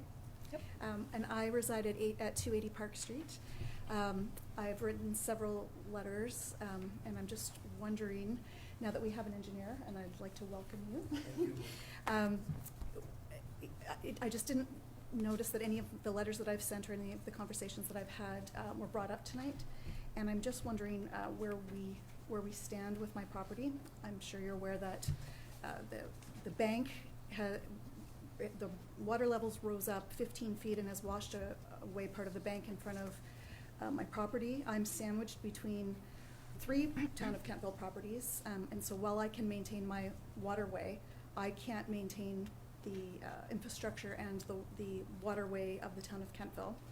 I've been warning the previous engineer for years, since 2014, that the water levels and the gravel were increasing in the water runoff drainage system from the several subdivisions behind us, and I was told that that was my own problem that I had to deal with, and that the town would deal with the gravel that was building up in the culvert at the front of my house, and that hasn't happened. And I've owned this property since 2011, and since the waterway has continued to fill in with gravel and silt from the development above me over the years, we're now left with my house renovation and my house having been completely flooded. We've had to stop this project. We still have the eroding walkway in front of my house, which is right across the school, right across from the KCA school, and it's presently, in my opinion, quite dangerous for all the children that are walking past my house to the school. And I'm wondering if I could have town of council come to my property and just do a walkthrough. I don't know if I can hand out booklets, but I've done up before and after photos of when we bought the property and then what it looks like after this most recent flood. While my insurance will pay for the problems that we just incurred from this last flood, until the problem is remedied, I'm no longer going to be insured for any subsequent floods. So I realize that I'm only one house, and Condon has several other properties that they need to take care of, and I realize you can only work as fast as you can. I'm just wondering how I can become part of the conversation about what's happening with my property, and if I could get town council to come and see what the issues are and kind of walk through the back and see the town of Kentville's property behind mine, which is, I could dig my waterway out every day, and it's still going to fill up if there's water coming down from that trench from the subdivisions behind me. So I'm just not sure what the next steps are, and wondering if I can hand this out to all the council members for them to take a look at. You can leave your document on the table, and we will get it. Okay. So as we discussed on the phone, the engineer started today, and he's been drinking out of a fire hose all day. Yes. We've welcomed him with open arms, given him some roller skates. But he still hasn't gotten to your place, and that is the intent. Is that he is going to go to your place. I am going to caution that when you have council come and look at it, what you have is people with no expertise in what they're looking at, and dealing from an emotional or a landowner themselves, because every single person around this horseshoe is a landowner, and know the pain of loss in property. So with respect to our engineer, I would like to lead the assessment of your property and what needs to be done going forward to the expert. I don't know what his calendar looks like tomorrow or the next day, but I know that your property is very high, because, as you stated, you have that washout right in front of KCA school. It's a major point, and it is part of our sidewalk. So I have no doubt that you are very high on his visit list. Thank you. And My understanding was just that town council are who make the ultimate decisions about spending. So my invitation was for town council perhaps to come with the engineer, and that maybe you could explain some of the complicating factors of me being sandwiched between 3 different town properties and what have you. But it would be very much appreciated if I could have the town council join the engineer as well. Certainly. Thank you for the invitation. Thank you. All right.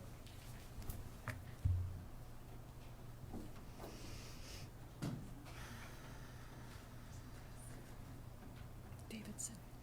Good evening. I hope you can hear me, because lots of times I can't hear anybody talking up here.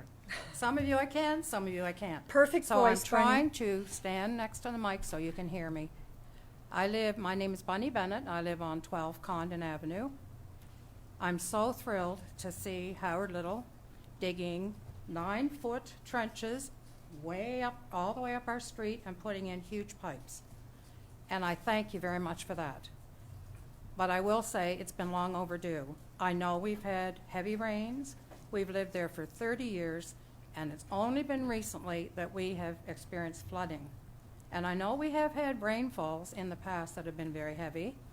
And I sort of question, is there something going on in higher up places? Is water being diverted more down Condon Avenue that is also causing this problem? My heart breaks when I look at my neighbors across the street. Janet's place is a mess. We are very fortunate that we didn't get that. She and many others have. Please do something. And this is a big start, putting in these big pipes. So thank you very much. I hope it works, and because it makes me very nervous every time it rains, I worry, and we look out on the street, and it's very frightening. And these people too, my heart breaks for them as well. So I hope this all helps, and I hope you get the help you need. Thank you.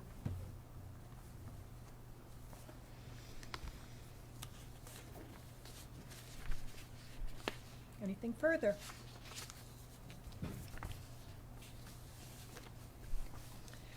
All right. This concludes our public comments portion.